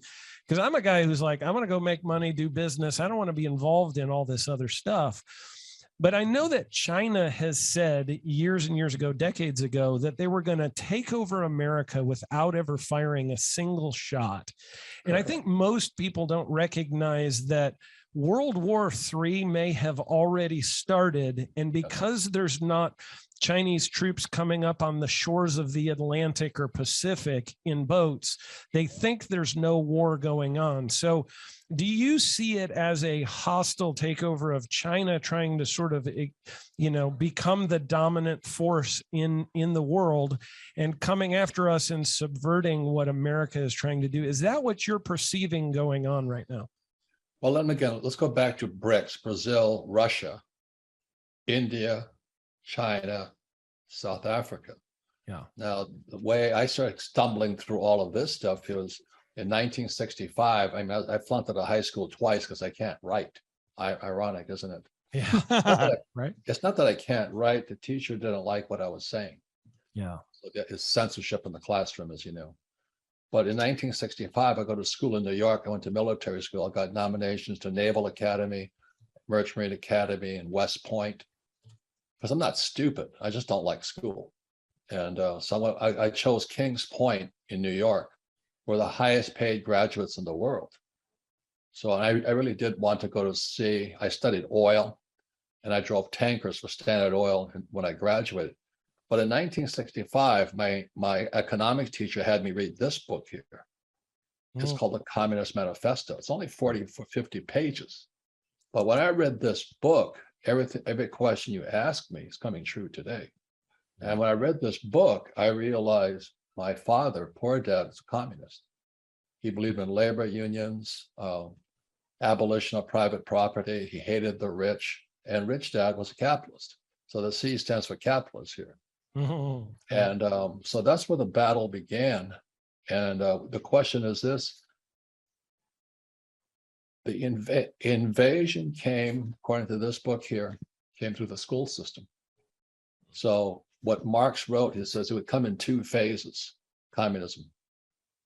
It would come first as socialism, and that occurred in 1930. And in 1930, the communists out of Europe sent teachers to Columbia University. And today, Columbia University is one of the most hard Marxist organizations going. So they came into America via Columbia University Teachers College. So you guys are too young to remember this, but this is 65. 1930 that happened. I'm in school in New York in 1965, and that's when the riots started to come out. We started rioting. So I'm in New York City, and they're rioting. It was students, and that led to Kent State and the protests against the Vietnam War. Yeah. So I volunteered for the U.S. Marine Corps to fight for my country. And I came back. I landed at Norton Air Force Base in 73, January 10th, 1973. And I got hit by eggs and spit on and all this stuff by all the students from Berkeley. And they're still up, you know what I mean? And they're so hard left, but it started with this book here saying that it would happen in 1930, that's when they invaded America via the academic system. 2020 was phase 2. And that's when they took down President Trump. How can they censor us via social media? Right. And so in 2020 was phase 2 of this book here, written in 1848. So good. And I have one follow-up question to that. So with, when I read your book and it, talked about in Rich Dad, Poor Dad about, the rich don't work for money and just the concept of the cash flow quadrant and everything with, Joe Biden had done the executive order 14067, which talks about the central bank digital currency on December 13th being enacted and cash money going away. The principles that are taught in the cash flow quadrant, are those principles rolling forward into a digital currency environment we find ourselves in? And if the American dollar goes to the bottom of the heap, as I think, could be happening and the markets crash, do the principles in the cash flow quadrant still hold true moving forward into that America that the Democratic Party, or really the Communist Party, seems hell bent on carrying us into? Whoever's the president right now, and I just assume that's the person writing everything on the teleprompter for Biden, whoever that person is that in that America, do those principles still hold true in the coming days? That's a tough question, but obviously Biden is a communist. Right. Do you know what I mean? Look at it's not what he says, it's what is he doing. Right. You know, I went at the academy, and military officers in the Marine Corps, we're taught to watch what a person does, not what they say, or actions speak louder than words. And look at his actions. He opens the border wide open. He takes us out of Afghanistan. And the day he pulled us out of Afghanistan, Saudi Arabia pledged allegiance to Russia. BRICS, Brazil, Russia, India, China, South Africa. Yeah. So the day Biden pulled us out of Afghanistan, Saudi Arabia shifted the petrodollar from the US dollar to the yuan. Right. We got screwed by Biden big time. Oh, Just watch what he does, not what he says. So he doesn't say anything anyway. So why bother, you know? Yeah. And that picture you had of him giving that speech with the red behind of him and two Marines, that was disgusting. As a US Marine, I would not stand there. Yeah. And I would not stand there for that man or Kamala. They're communists, as far as I'm concerned. Yes, sir. I watch what they do, not what they say. Yeah.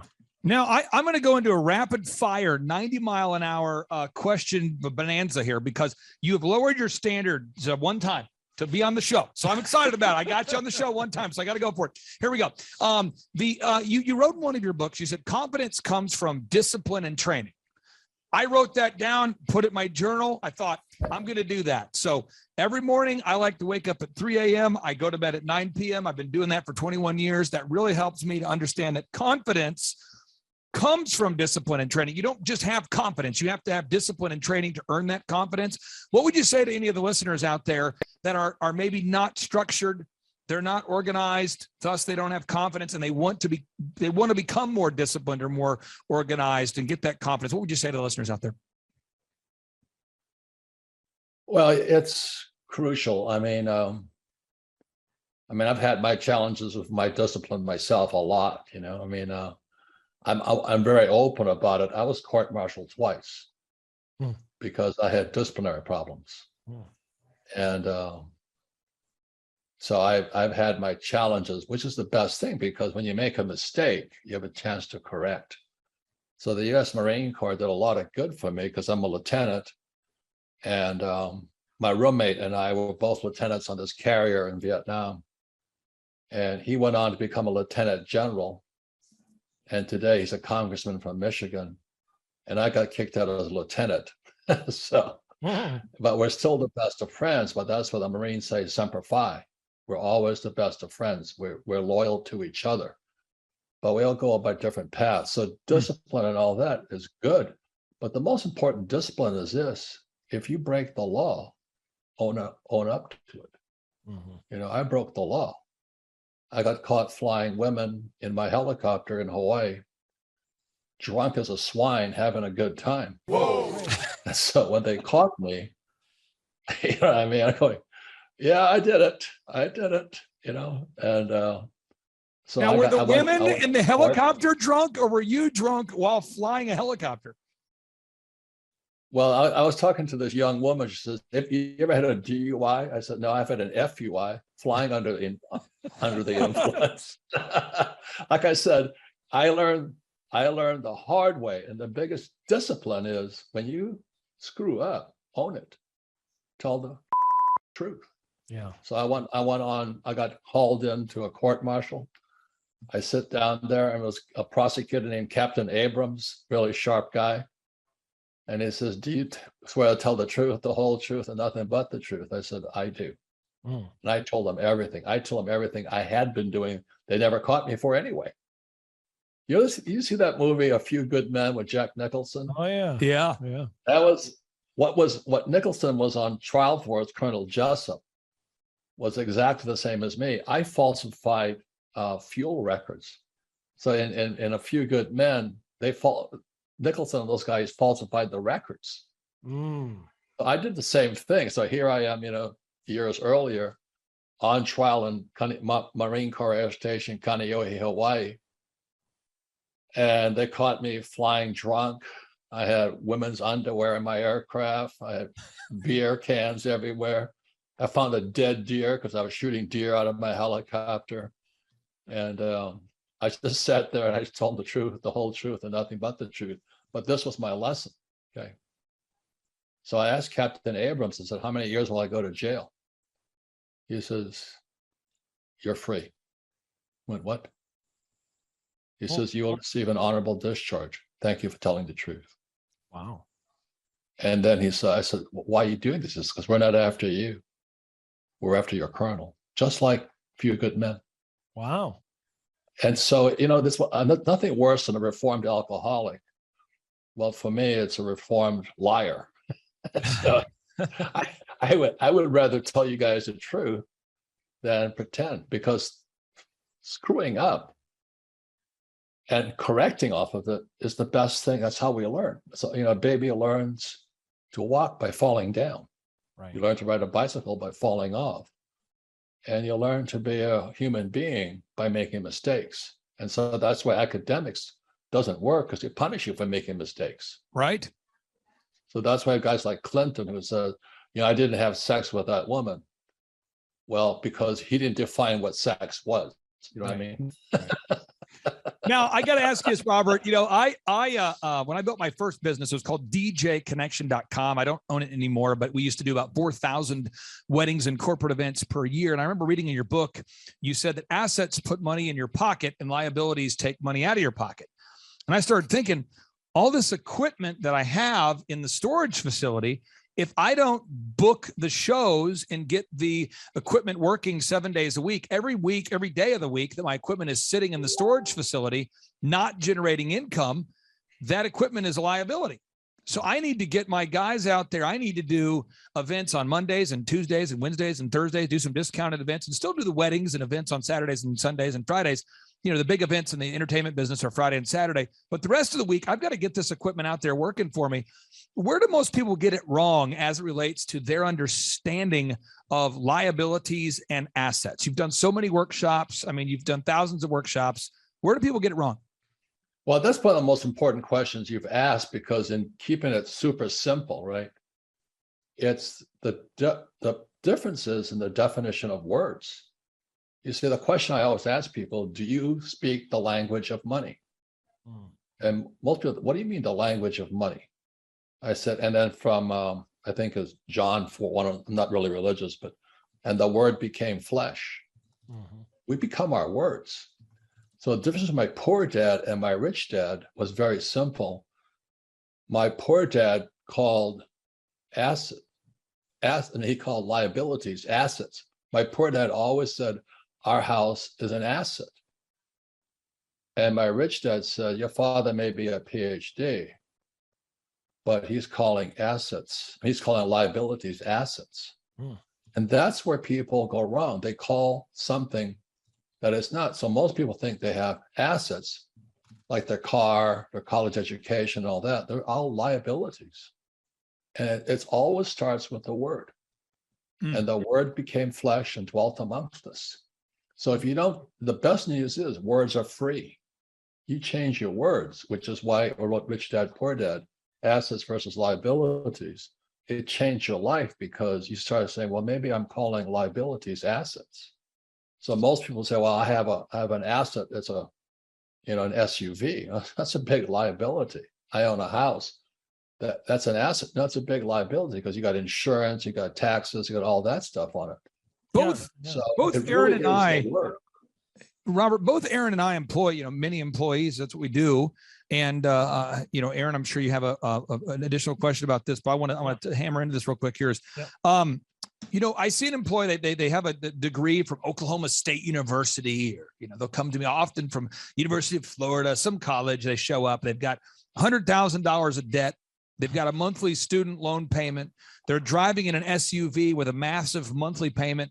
And they show up and they say, so how much are you guys going to pay me? And they have no discernible skills. And most of them have a degree in business. And so when you wrote in your book, you said, I am pro-education. I'm just anti the system. And I've heard you say it in many ways, shapes, and forms. I understand what you mean, but there's people listening right now who have an SUV with a massive payment. They have a college degree with no actual practical skills. And they have a lot of degrees, more degrees than a thermometer, but they have no practical skills. Could you clarify what you mean when you often say, I'm pro-education, I'm just anti-system? Well, it goes back again to the question I always ask is, what does school teach you about money? And for most people, it's nothing. The next question is, do you think that's a mistake? I mean, do you think that's a mistake, or is it intentional? So that's why, I talk about my book, Capitalist Manifesto, this book here. And this is a book I wrote this year.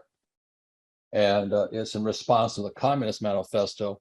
But listen to this, okay, is we were warned. I'll say it again. In the Communist Manifesto by Marx, he said communism would come in 2 stages. Stage 1 was 1930, when Columbia University was taken over by communists and still is communist today.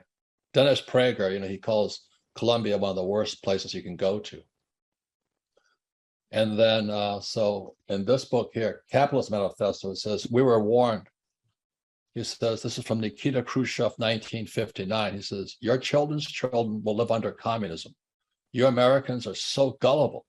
No, you won't accept communism outright, but we will keep feeding you small doses of socialism. And that's through our schools until you finally wake up and find you already have communism. Right. We will not have to fight you. We will so weaken your economy until you fall like overripe fruit into our hands.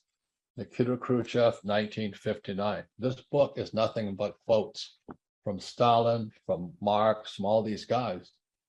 But the problem is most academics, like my poor dad, never read the Communist Manifesto. So they do not know they're communists.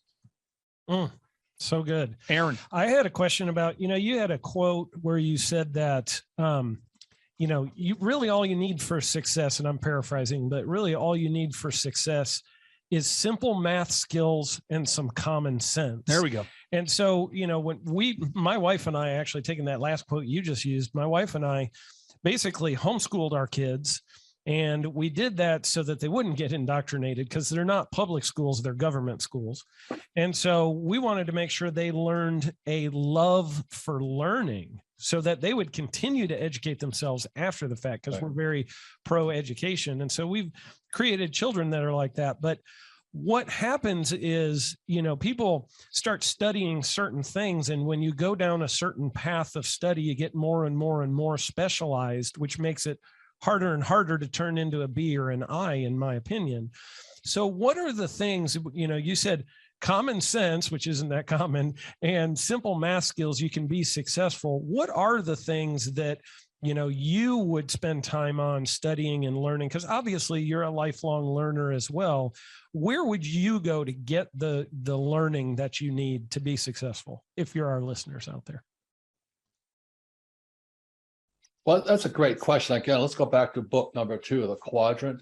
Yeah. You're talking about the specialists. So what academics do, you go to, you become a doctor, you're a general practitioner, then you specialize. You're an orthopedic surgeon, hearts, you just keep being more specialized. But you get trapped in here and you pay the highest taxes. You can't get out. Yeah. So when I talk to parents, and I don't have kids, so I really have not qualified to talk to them, I said, the difference is your child a golfer or a football player? And you see, the thing that we're taught in the Marine Corps is Marines fight as teams. When I flew in, we flew in with flights of, the gunships were 4 gunships. We always fought as a team. And when I talk to people who are golfers, they want to do it by themselves. There's nothing right or wrong about it. Yep. But a golfer is here. Yeah. And a team player is out here. So I'm not the smartest guy, but I hire very smart specialists. I employ these guys. My tax guy, he wrote the book Tax-Free Wealth. He's Tom Wheelwright. I don't pay taxes, and I don't want to become an accountant. I just call Tom up, and that's he's a specialist here. He's the golfer. He's actually a triathlete, which is even more nuts. But Right. anyway, Yeah. but he's a great team player. And so in school, being a team player means you're cheating. I was very cooperative in school. C stands for capitalist, cooperative, all that stuff. But in school, they want you to take the test on your own. Yeah. So this is my, I asked my accountant to write this book. It's called Tax-Free Wealth. Oh, Because as I said,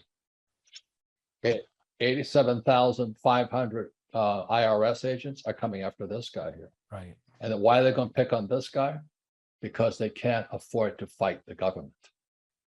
For me to fight the tax man, I have to have good accountants and attorneys. Right. So these guys here are not going to be touched, but the 87,000 IRS agents are going after this person, all the small business owners.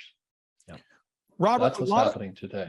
Yeah. a lot of people that listen to our show, previous to this whole Great Reset nonsense, we were #1 on iTunes 6 different times. And so we would interview folks like, Damon John or Wolfgang Puck, and they would hop on the show. We'd talk about business. And so a lot of our listeners have avoided talking about anything related to the Great Reset.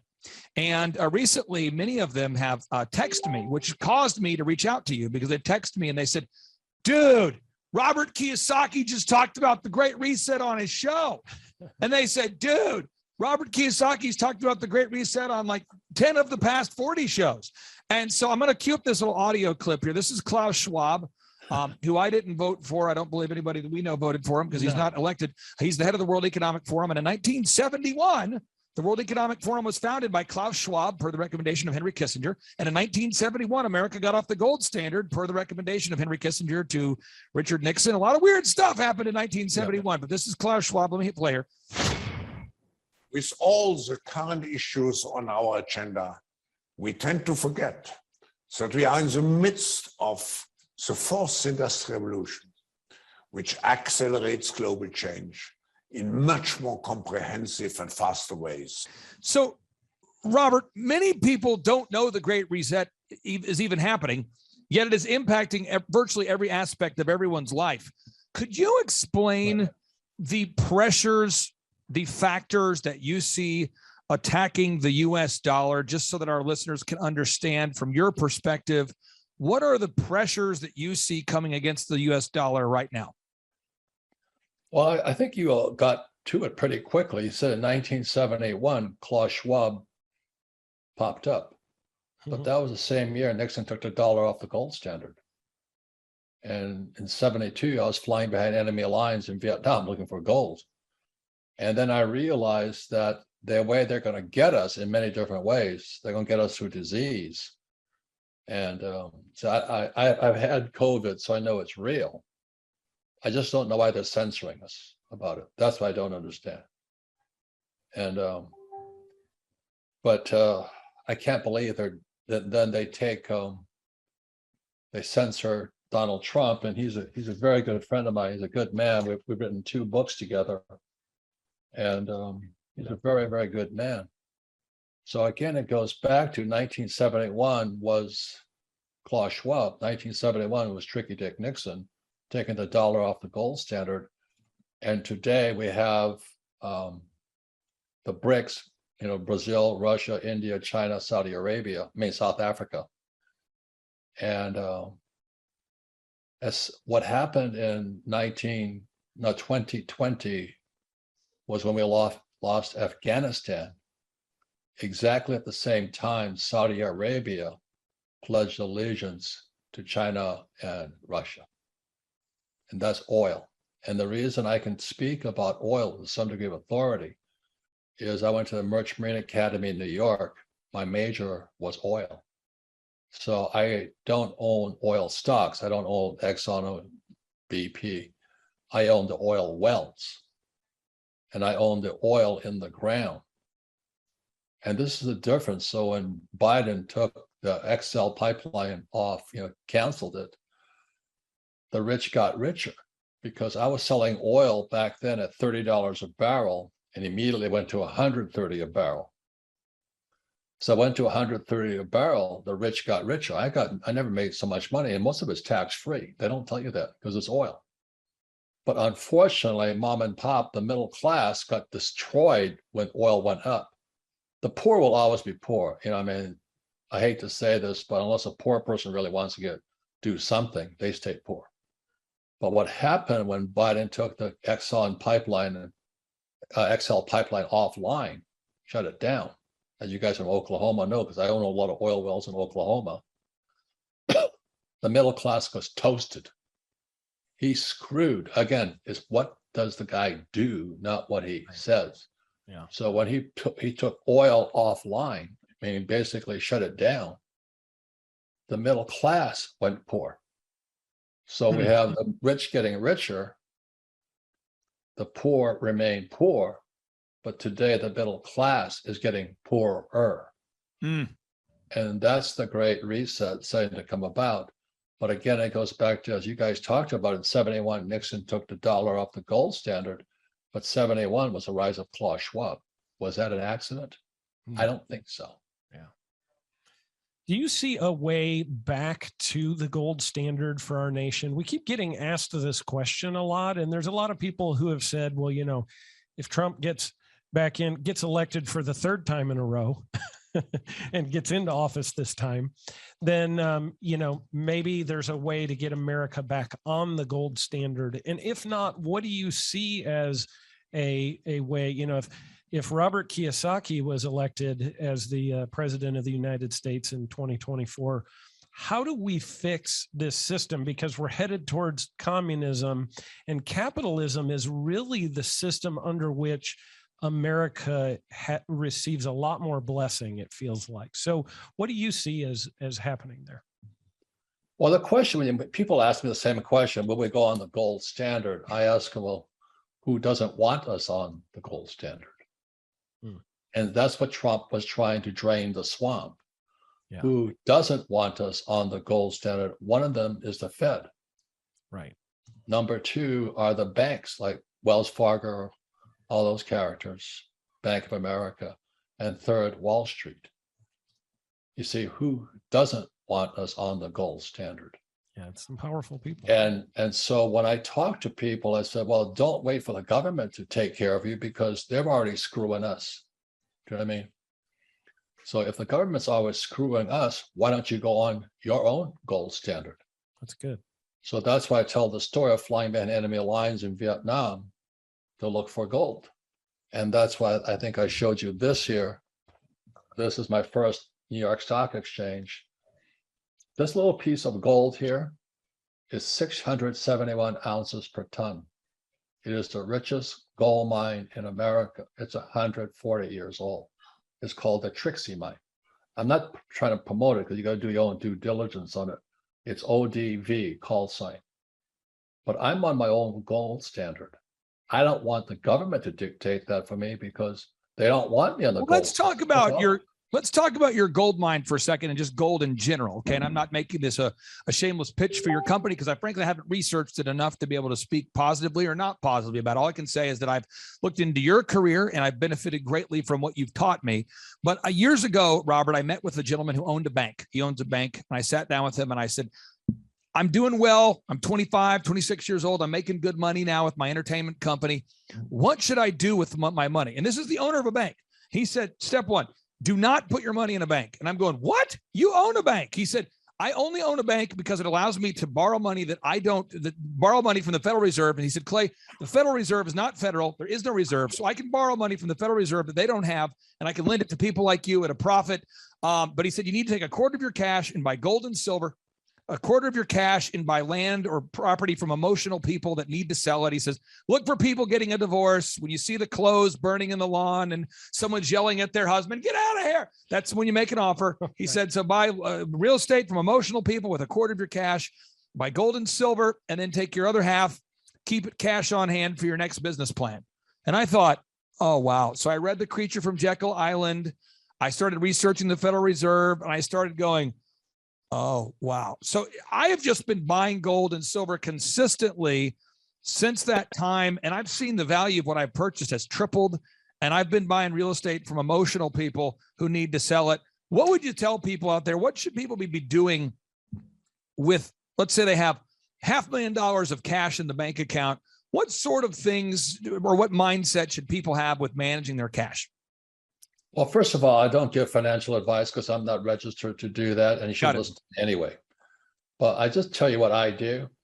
I don't trust anything that can be printed.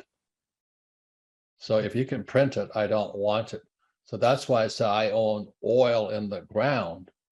I don't own Exxon or BP or Shell. I own cattle because you can't print cattle. I own real estate, which I use debt for, because that's what happened in 71. The dollar came off the gold standard and dollar became debt. But I gave like a guy like Dave Ramsey, who says live debt free. That's good advice for 95% of the people. Right. But if you want to use debt, you've got to study. And most people, as you know, are too lazy. They're not going to study. So that's why, I created my cash flow board game and all this stuff. Excuse me, you got to have a financial statement. My bankers never asked me for my report card. My bankers asked me for my financial statements. Right. And the average person has no idea what a financial statement is because they went to school, they're PhDs like my poor dad. The school teachers are coming out of Columbia University, which Dennis Prager says is one of the worst schools in America. But meanwhile, I just kind of stay off the beaten path and I invest in what the Fed and the government cannot print. It's that simple. So I like Wagyu cattle, not because I'm a cattle guy, but I sell the semen. And that's sperm flow, not cash flow. If the Fed could print semen, I'd be out of that business.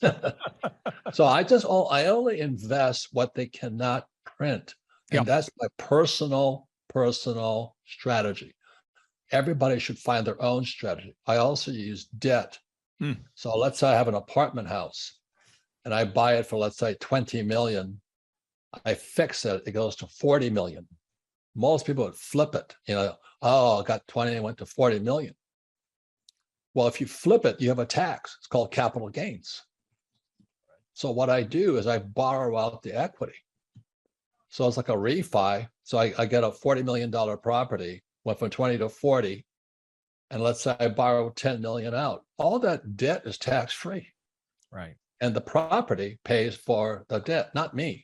And then I reinvest in other properties. I buy more breeding bulls. I always wanted to be a Japanese breeding bull, but I never made it. So anyway, I own the bull and I sell the semen and I get a percentage off the calf. Wow. Now, Robert, I'm going to pull up a final thing I wanted to do here. And this is, you have a lot of people in our culture today that are passive aggressive. And then there's people like myself who are just aggressive. We have these things called the Reawaken America Tour, where your friend Kash Patel, General Flynn, Eric Trump, Mike Lindell, many great entrepreneurs are at these events. And I'm open invitation to you. We're doing these all across the country. And what we're doing is we're sharing with people the truth about what's happening. And you have my promise, I will not kick you off the stage. And I will not ever kick you off of the event, like off the lineup like Freedom Fest did to you. So if you want to join Kash, I'm telling you, we're going to Pennsylvania here. Every one of the event has what, Aaron, 4,000 to 5,000 people. They're all sold out. Yeah, up to 10,000. And we stream to millions of people. Each one, the biggest stream we've ever had was 7.1 million people streamed the Tulsa event. And the average one has about 2 million people streaming, 102 streaming partners. So open invitation. If you want to join us, we'd love to have you. You can think about it, but I just want to tell you, you're open. You're invited to come to any of our events. No censorship, no editing, no teleprompters. And I know Kash is joining us in Pennsylvania. So it's my open, aggressive invitation. You are invited to come join us on the Reawaken America Tour, should you feel the need, sir. Well, if Kash is there, I only met him for about a couple of days. The man's a stud. I was going. And Kash told me, and we talked. Awesome. I just talked to Kash today. I just talked to Kash, and I told him what I'm plotting, what I'm planning. I'm telling him, and I really do believe. So I prayed about it. I've thought about it. I've talked to Aaron about it behind the scenes. And again, each one of these events, your people will be there. We'll buy everything you could possibly sell us and more. And we would love to have you. So again, open invitation. I can talk to your team if you want to join us. But we're going to Pennsylvania in October. It's almost sold out. We'd love to have you, sir. I'd be honored. As the Marines would say, Semper Fi. Semper Fi. Okay, well, I'll reach out to your team to see if we can make it happen. And again, thank you. Her name is Sarah. She runs my life. And because I'm getting worse than Biden. I have no memory anymore. But, so sometimes I double book things, and she kind of keeps me straight. Yeah. We all need one of those. Well, sir, I'm going to give you the floor here. Final 60 seconds. People take notes. I know they're going to go to richdad.com right now. I know they're going to be purchasing a copy of Capitalist Manifesto. I know our listeners are readers and note takers. They're going to buy Capitalist Manifesto. I know they're going. If somebody out there still doesn't own Rich Dad, Poor Dad, what are you doing? Go buy the book. book. Come on. We just told you how much it changed our lives. Sir, we'll give you the final word. What would you say to all the listeners out there? Well, the most important asset you have lies between your left ear and your right ear. It's your brain or your mind, whatever you want to call it. But you've got to be very careful who puts information in there. Is the person going to, if it's like my poor dad, I wouldn't listen to him. And if the person is an entrepreneur and all this, because I wanted to be an entrepreneur, I listened to him. The same as when I was getting ready to go to Vietnam, my teachers were real Marine pilots. They actually came back from combat. And so I was preparing in Camp Pendleton to go to Vietnam, and I chose the instructor very carefully. I wanted to know who the best instructor was, the best Marine gunship pilot. And that guy, I said, just trained the heck out of me. So the most important thing is choose your teachers wisely. Yeah. Very much choose your teachers wisely. There is nothing more important than this, what's between this ear and that ear. And be careful who your friends are. There's people out there who are Judases. Yeah. Who will screw you. And we know that happens a lot, unfortunately. Robert, this was better than I possibly could have expected, sir. And I'll tell you, the only thing that was unexpected for me, I knew it would be good, is your glasses are much more incredible than I thought they would be. You've got some great glasses there, sir. You have good glasses. I have, at my age, I got to do anything. All right. Hey, thank you, brother. We'll be talking to you soon, okay? Thank you. I'll be honored. I'm honored to be on your program. So thanks, Cash-All. Thanks to the Cash-Alls. All right. Take care. Bye-bye. Gabe Salinas, welcome to the Thrivetime Show. How are you, sir? I am wonderful, Clay. I'm glad to be here with you today. And just to give people a little context, how long have we worked with you in your business, sir? A little over 3 years, Clay. We've been together for a little bit of a journey now. And I think we picked the best of times and the worst of times to work together. It's like right at the peak of the geopolitical craziness. That's when we started working with you. But you've continued to grow. What kind of growth have you seen over these past 3 years? Just so the listeners know that you do have, in fact, a business that can navigate through difficult times. Well, we have over doubled our business here at Window Ninjas since working with you. I actually went back and looked through our numbers, and I looked at some of our goals that we had set in the original conversation that I had with your team. And we have surpassed my original number that I wanted to hit with you guys. And I was quite shocked at how, I won't say easy, but systematic it was for us to be able to get to where we wanted to be. The number of new customers that we've had is up 411% over last year. We are Jared and Jennifer Johnson. We own Platinum Pest and Lawn and are located in Owasso, Oklahoma.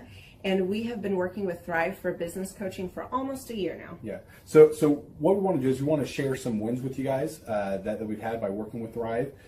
First of all, we're on the top page of Google now. Okay. I just want to let you know what type of accomplishment this is. Our competition, Orkin, Terminex, they're both $1.3 billion companies. They both have 2,000 to 3,000 pages of content attached to their website.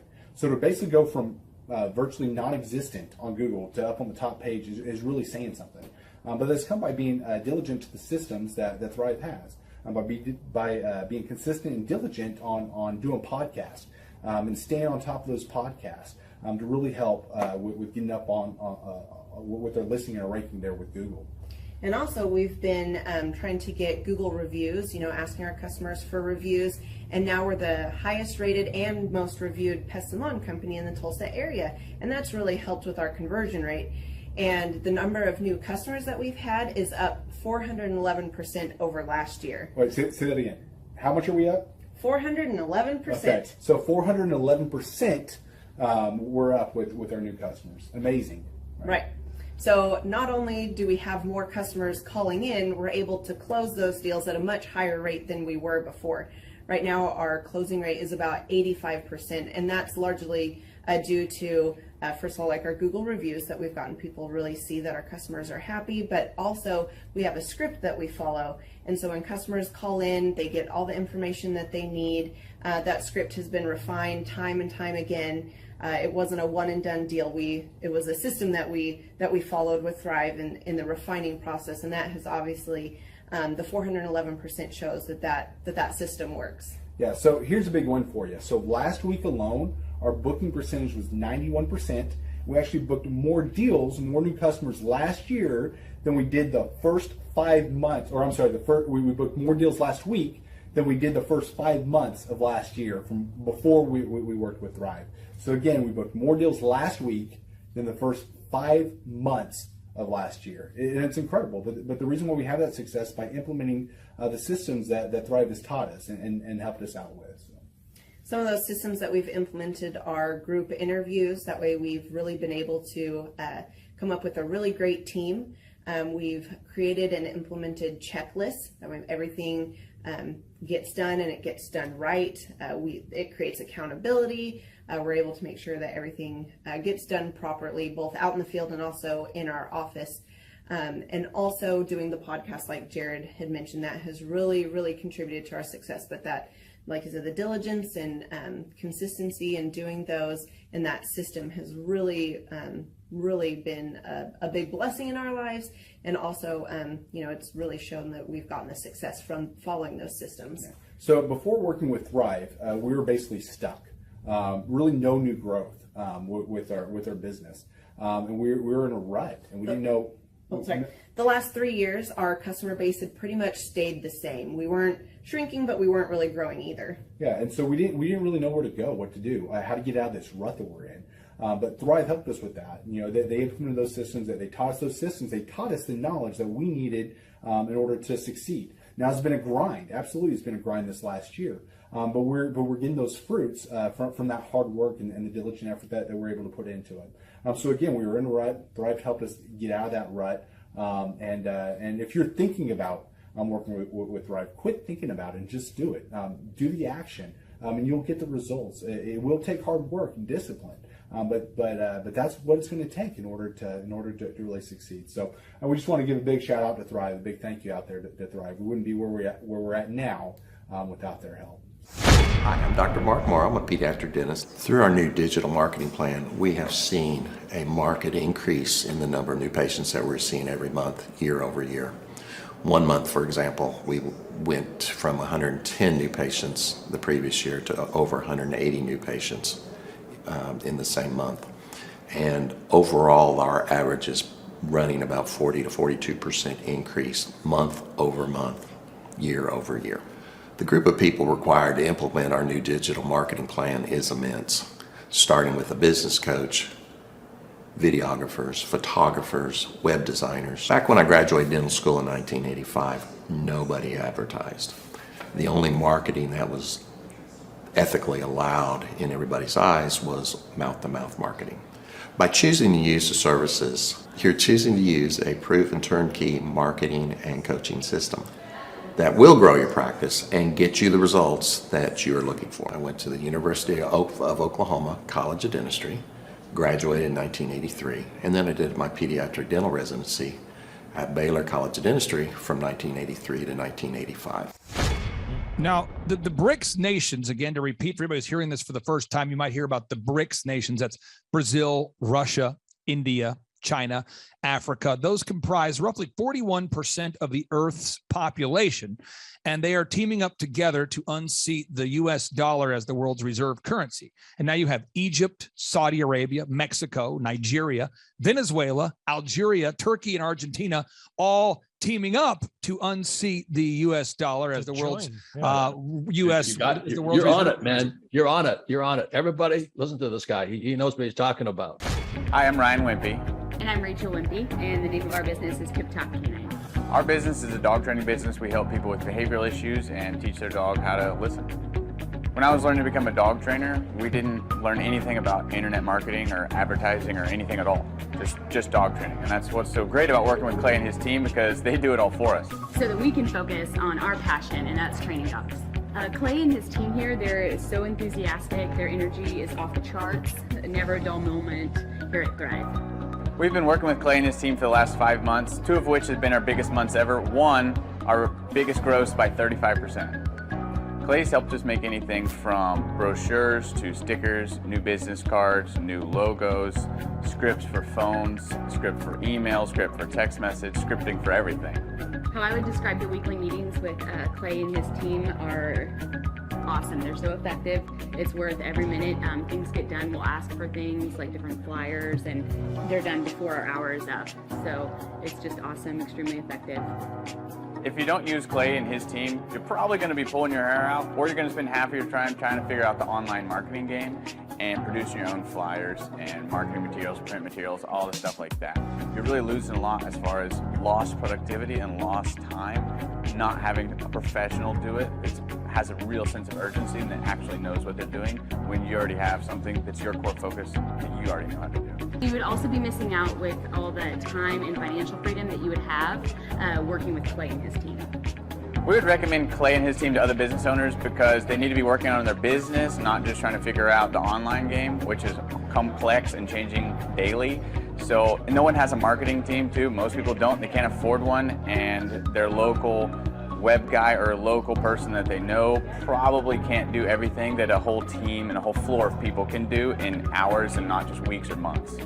There's a definite sense of urgency with Clay and his team. I used to have to ride other web people, really ride them to get stuff done, and stuff is done so fast here. And there's a real sense of urgency to get it done. Well, you may be considering becoming a client, and I thought, well, one of the best ways to make that decision is to hear from somebody that we've actually worked with for a long, long time, and he's become a good friend, and I'm excited for you to hear his story. Derek Sisney, welcome onto the Thrivetime Show. How are you, sir? Oh, I'm doing great, sir. Thank you for having me. Hey, so I want to start at the end, and then we'll kind of work towards the beginning here. So in terms of like, how did the business coaching experience impact you personally? Because when I first met you, you were working in corporate America, and then you went to start your own business as a consultant. How did the business coaching change your life or impact your life? Oh man, it was. I would say the biggest thing that really impacted me was the fact that I had no direction. You know, when you're doing stuff like this, trying to create a business or trying to grow a business, trying to scale a business or doing anything like that, you're just kind of going through the flow. It's all emotional, it seems like, and you're just kind of guessing and you're hoping that you hit on the points. The biggest thing that I took away, the thing that I learned the most is being organized. Waking up early, right? 4:30, 4 o'clock in the morning, 3:30 in the morning, getting up early, getting organized, getting your day set. And being diligent. Oh gosh, that was diligent doer. Proverbs 10:4, right? So how would you describe, I mean, if you had to, has it been a positive change for your life? Has it been terrible? I mean, if you were to talking to somebody, they said, how did business coaching impact you? How would you describe that? So I actually told this to my wife, so my last name is Sisney, and it's you and the team have changed generations of Sisneys. So it wasn't just me. It started with me, but not just that, Clay. It impacted in my church. It impacted in the youth group. It impacted at the university level. Across the board, it has impacted every fiber of who I am, everything about me, things that I didn't know was capable, that was even inside of me to be able to do it in the first place, has been impacted. And then my children, I have a daughter who's 11 and a daughter who's 5. I'm teaching them about business. I'm teaching them the diligence, the waking up early, the planning, all those things. So it's been life-changing for generations of us. Now, I have been self-employed since I was 15. And so you have, you hop into my world, when people hop into my world, I guess I don't even recognize that there's a world out there that exists that doesn't wake up early and that doesn't achieve their goals and that doesn't know what they want to do with their life. That's how I am. And so if you remember, you first heard about me, I think, through a radio show. Can you tell people how you first heard about me and what your first experience was working with me or hearing about me? Yeah. So I did. I heard about you through the radio show, and I didn't think anything of it. And I was like, okay, who's this guy? Because you hear a lot of get rich quick schemes, all these things. So you just kind of you put you in that category in the beginning. And then I was actually applying for jobs, and I was like, well, I heard about this guy. So I went and I came, and I'll never forget the day that I walked in, and I look around, and I'm like, oh man, what did I just walk into? And the music was blaring. I mean, there's all these lights, all this. It looked like, I remember thinking, I'll bet this is how Facebook is. If I was to walk in Facebook, this is probably how it is. And then Daisy showed me around, and she introduced me to you. And I remember you saying these words. You said, "Are you married?" I said, "Yes, sir, I am." And you said, I think that you'll be a hard worker. Just from talking to me those few minutes, and you said you got the job, and I turned you down. So that was early on. And then I came back 4 years later for a job. That's how you started out, right? That's exactly right. That is exactly right. And then Okay, 4 years later, I came back. You came back 4 years later as a business growth consultant, and you're looking to add some clients and increase your revenue. I'm not asking you on this show to share how much money you ended up making per month, but how much is a percentage, or how many times did we help you increase your income by? Oh God, honestly, it was priceless. Like it was the percentages. I remember talking to someone, I think it was you, you introduced me to some people as well. I mean, in reality, it was almost infinite. So, I mean, the most money I ever made at one time in a year was $50,000 before ever joining this. And let's just say it was double, triple that. So So you tripled your income? Yeah. Okay. Yes. Okay. So wait, now just to be clear. So you're saying that you tripled your income. And you learn new life skills, and Yes. we've worked together every week. Every week we had a meeting every week. And the purpose of that meeting is to make sure that you know what to do, and that you, I call it IDS, or identify, discuss, solve. We identify what needs to be done. We discuss what needs to be, so you know what you're doing, and then we solve it. Like, here's the homework, Can you talk to the listeners out there about the importance of having those meetings every week, where a lot of times you might even be going over the same subject, but what's the importance of having that somebody harassing you on a weekly basis about following the systems? It is so important because people think that they can do it themselves, and some people might have the ability, but to have somebody kind of kick you in the tail, I used to explain it to people is it's kind of like taking a basketball shot.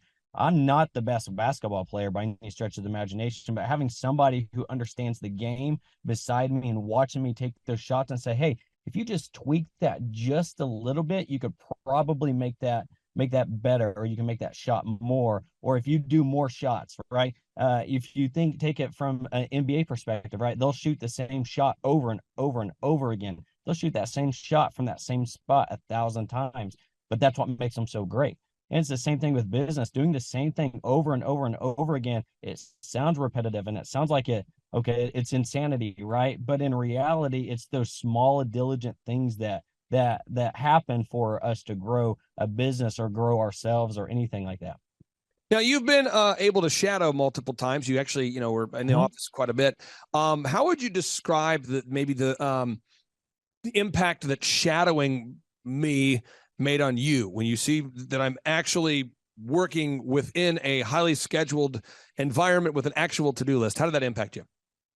It was amazing to be able to see it and actually see somebody do it. A lot of people, including books, they say do this, and then they may not do it themselves, or their leadership won't even do it themselves. That happens a lot. And so watching you and even the leadership and the people inside the building do exactly, and if I remember right, I think it's mandatory for everybody who works in your building, they have to have a clipboard and a schedule. Like, they have to have the clipboard. So I mean, everybody doing that, and it's not a grade, but it's like, where's your clipboard? And they used to call it their brain. So we'd say, where's your brain at? So it was amazing to actually see it implemented and worked on every single morning. Self-help.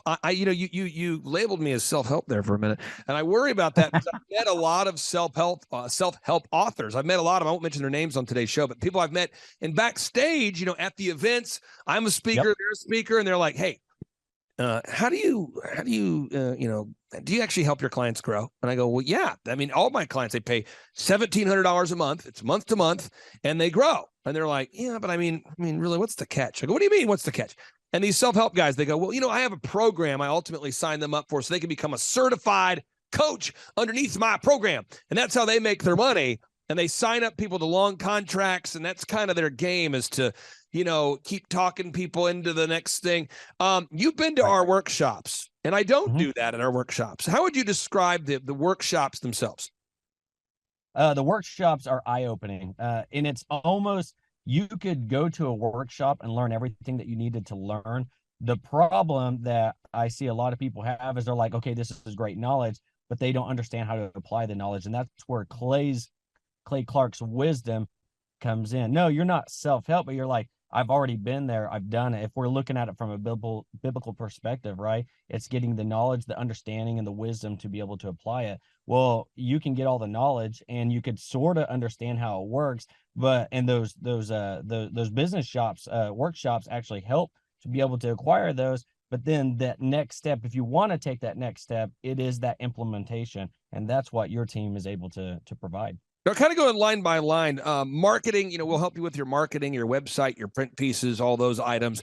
How helpful was that during that time in your life to know that you had a team that could do the website, the photography, the videography, all of the marketing things in one point of contact, as opposed to having to run around and look for other designers? It was amazing. It was amazing just to be able to come to you. You were my point of contact, or another coach was my point of contact, and that's my POC, if you use it from a military term. But my point of contact was you. If I needed something, you were on it. Every week, those weekly 1-hour meetings was like, hey, I need this to get done. In fact, with you, a lot of the times you were able to do it right there on the spot. Like, well, let's get that fixed right now. So now it was amazing. Now, the core repeatable actionable processes, I call it the crap, core repeatable actionable processes. What? Core repeatable actionable processes. A lot of entrepreneurs that aren't successful struggle to bore down, and they struggle with boredom. They go, it's the same thing every week. Oh, man. They want a new idea, a new shiny thing. A lot of men do that with their wives, looking for new girlfriends. That's not a move. A lot of people do that with new cars, always looking for a new car, always looking for a new book to buy. They buy the book. They don't read the book. They just buy books. A lot of people are always looking for a new car smell, a new thing. Can you talk about the importance of having that core, repeatable, actionable processes cemented and gone over every day, just the core repeatable actionable process, maybe the value of that? You don't like it. So that's the reason the acronym is great. It's crap, right? It's like, you're just kind of going through. It's like, I don't like to do this. I don't like to do this. But the amazing thing is, people, if you're listening to this, is be diligent in the crap. Be diligent in the crap. Just keep pushing through. Keep pushing through. I promise you, if you do what Clay's team tells you to do, it works. It works. It will. It's just, it sounds insane. It sounds like it won't work. It sounds like a get rich quick scheme. It sounds like all these things. But doing the crap actually brings progression and growth. I'll give you the final word there for anybody out there that's thinking about filling out the form, coming to a conference, scheduling a one-on-one consultation. We don't want to waste anybody's time out there who's not a good fit, nor do we want anybody who's not a good, who is a good fit to be turned away. What's the final word you might say to anybody out there that's contemplating becoming one of our 160 clients by scheduling a one-on-one consultation or coming to an in-person workshop? If you're sitting on the fence, if you're really thinking about it, I would tell you definitely 100% come to a workshop. The workshops are they're priceless. But if you need that kick in the tail and you're like, man, I say I'm going to do this, and you're that hopeful person that's just like, I want to do this, I want to make this happen. Clay's team can actually take you to that next level. And if you're just thinking about it, just do it. Just do it. Give it a shot. I believe that there's no contract. There's nothing. I mean, there's no reason for you not to give it a shot. I mean, that's the amazing thing about it. You have everything in-house right there for you, a marketing team, a coaching team, individuals that are there to help you, even Clay's network and stuff like that. And it's priceless. And if you're just thinking about it, go for it. Just do it. Now, you and your wife are attending some kind of ministry conference this weekend, which is the whole purpose of growing a business is to create time freedom and financial freedom. So I don't want to get you in the proverbial doghouse there. So my final question I have here before I let you go is talk about the time freedom and the financial freedom of just knowing that you have the ability financially to be able to take your wife to a workshop like the one you're going to, and you don't have to worry about the money. It's amazing. It's amazing. To be able to not have to worry about that and actually be able to go to sleep at night. In the beginning, Clay, you may know this, and I know the listeners won't. I didn't have a job. I didn't have anything. I had $0 coming in, and this was right before COVID. So you can imagine, really, it was a leap of faith for me. I joined that program, and I've known you for years, but I joined that program before COVID. And then I don't know if you remember my text messages. I was texting you. I was like, Clay, I'm really freaking out here with all the COVID stuff. And you're like, just take it easy. And then you guys kind of, you coached me along that. And I am so appreciative of that. Just so appreciative of that. But and I think you got a kind of a friendship with Eric Trump out of the deal too. Eric actually reached out and made sure that you were invited to Laura's birthday. That's a real thing. Yes. Right? Yes. I mean, That's wild. I would have never guessed that. I would have never guessed. I mean, seriously, he calls me, he goes, hey, is your guy Derek coming? I said, Derek? He goes, my guy, Derek. I love Derek. Is Derek coming to Laura's party? We got to get Derek at the party. So that was kind of fun too. So Derek, Sisti, I really appreciate you. Appreciate all you've done in terms of putting forth the effort. If we're out there teaching people what to do and they don't implement the proven success systems, it doesn't work. You're a diligent doer, and I wish you the best on all the endeavors you're doing right now. And we'll talk to you soon. Yes, sir. Thank you, sir. Take care. JT, do you know what time it is? 4:10. It's Tebow time in Tulsa, Jerusalem, baby. Tim Tebow is coming to Tulsa, Oklahoma. Whoa. During the month of Christmas, December 5th and 6th, 2024, Tim Tebow is coming to Tulsa, Oklahoma in the 2-day interactive Thrivetime Show Business Growth Workshop. Yes, folks, put it in your calendar. This December, the month of Christmas, December 5th and 6th, Tim Tebow is coming to Tulsa, Oklahoma in the Thrivetime Show 2-day interactive business growth workshop. Whoa. We've been doing business conferences here since 2005. I've been hosting business conferences since 2005. What year were you born? 1995. Dude, I've been hosting business conferences since you were 10 years old. And a lot of people, have followed Tim Tebow's football career on the field and off the field. And off the field, the guy's been just as successful as he has been on the field. Now, the big question is, JT, how does he do it? Well, they're going to have to come and find out because I don't know. Well, I'm just saying, Tim Tebow's going to teach us how he organizes his day, how he organizes his life, how he's proactive with his faith, his family, his finances. He's going to walk us through his mindset that he brings into the gym, into business. It is going to be a blasty blast in Tulsa, Jerusalem. Folks, I'm telling you, if you want to learn branding, you want to learn marketing, you want to learn search engine optimization, you want to learn social media marketing, that's what we teach at the Thrivetime Show 2-day interactive workshop. If you want to learn accounting, you want to learn sales systems, you want to learn how to build a linear workflow, you want to learn how to franchise your business, that is what we teach at the 2-day interactive Thrivetime Show business workshop. Over the years, we've had the opportunity to feature Michael Levine, the PR consultant of choice for Nike, for Prince, for Michael Jackson. We've had the top PR consultant in the history of the planet has spoken at the Thrivetime Show workshops. We've had Jill Donovan, the founder of RusticCuff.com, a company that creates apparel worn by celebrities all throughout the world. Jill Donovan, the founder of RusticCuff.com, has spoken at the 2-day interactive Thrivetime Show business workshops. We have the man who's responsible for turning around Harley Davidson, a man by the name of Ken Schmidt. He has spoken at the Thrivetime Show 2-day interactive business workshops. Folks, I'm telling you, these events are going to teach you what you need to know to start and grow a successful business. And the way we price the events, the way we do these events, is you can pay $250 for a ticket or whatever price that you can afford. What? Yes, we've designed these events to be affordable for you, and we want to see you live and in person at the 2-day interactive December 5th and 6th Thrivetime Show Business Workshop. Everything that you need to succeed will be taught at the 2-day interactive Thrivetime Show Business Workshop, December 5th and 6th in Tulsa, Oklahoma. And the way we do these events is we teach for 30 minutes, and then we open it up for a question and answer session. so that wonderful people like you can have your questions answered. Yes, we teach for 30 minutes and then we open it up for a 15-minute question and answer session. It's interactive. It's 2 days. It's in Tulsa, Oklahoma. We've been doing these events since 2005, and I'm telling you, folks, it's going to blow your mind. Yes, ladies and gentlemen, the Thrivetime Show 2-day interactive business workshop is America's highest rated and most reviewed business workshop. See the thousands of video testimonials from real people just like you who've been able to build multi-million-dollar companies. Watch those testimonials today at thrivetimeshow.com. Simply by clicking on the testimonials button right there at thrivetimeshow.com, you're going to see thousands of people just like you who've been able to go from just surviving to thriving. Whoa. Each and every day, we're going to add more and more speakers to this all-star lineup, but I encourage everybody out there today, get those tickets today. Go to thrivetimeshow.com. Again, that's thrivetimeshow.com. And some people might be saying, well, how do I do it? What do I do? How does it work? You just go to thrivetimeshow.com. Let's go there now. We're feeling the flow. We're going to thrivetimeshow.com. Again, you just go to thrivetimeshow.com. You click on the business conferences button and you click on the request tickets button right there. The way I do our conferences is we tell people it's $250 to get a ticket. Yep. Or whatever price that you can afford. And the reason why I do that is I grew up without money. JT, you're in the process of building a super successful company.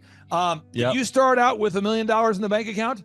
No, I did not. Nope, did not get any loans, nothing like that. Did not get an inheritance from parents or anything like that. I had to work for it, and I'm super grateful. I came to a business conference. That's actually how I met you, met Peter Taunton. I met all these people. So if you're out there today and you want to come to our workshop, again, you just got to go to thrivetimeshow.com. You might say, well, who's speaking? We already covered that. You might say, where's it going to be? It's going to be in Tulsa, Jerusalem, Oklahoma. And someone says, Tulsa, Jerusalem. I'm really trying to rebrand Tulsa as Tulsa, Jerusalem, sort of like the Jerusalem of America. But if you type in Thrivetime Show and Jinx, you can get a sneak peek or a look at our office facility. This is what it looks like. This is where you're headed. It's going to be a blasty blast. You can look inside, see the facility. We're going to have hundreds of entrepreneurs here. It is going to be packed. Now, for this particular event, folks, the seating is always limited because my facility isn't a limitless convention center. You're coming to my actual home office, and so it's going to be packed. Who? You're going to come. Who? You? I'm talking to you. You can just get your tickets right now at thrivetimeshow.com. And again, you can name your price. We tell people it's $250 or whatever price you can afford. And we do have some select VIP tickets, which gives you an access to meet some of the speakers and those sorts of things. And those tickets are $500. It's a 2-day interactive business workshop, over 20 hours of business training. We're going to give you a copy of my newest book, The Millionaire's Guide to Becoming Sustainably Rich. You're going to leave with a workbook. You're going to leave with everything you need to know to start and grow a super successful company. It's practical, it's actionable, and it's Tebow time right here in Tulsa, Jerusalem. Get those tickets today at thrivetimeshow.com. Again, that's thrivetimeshow.com.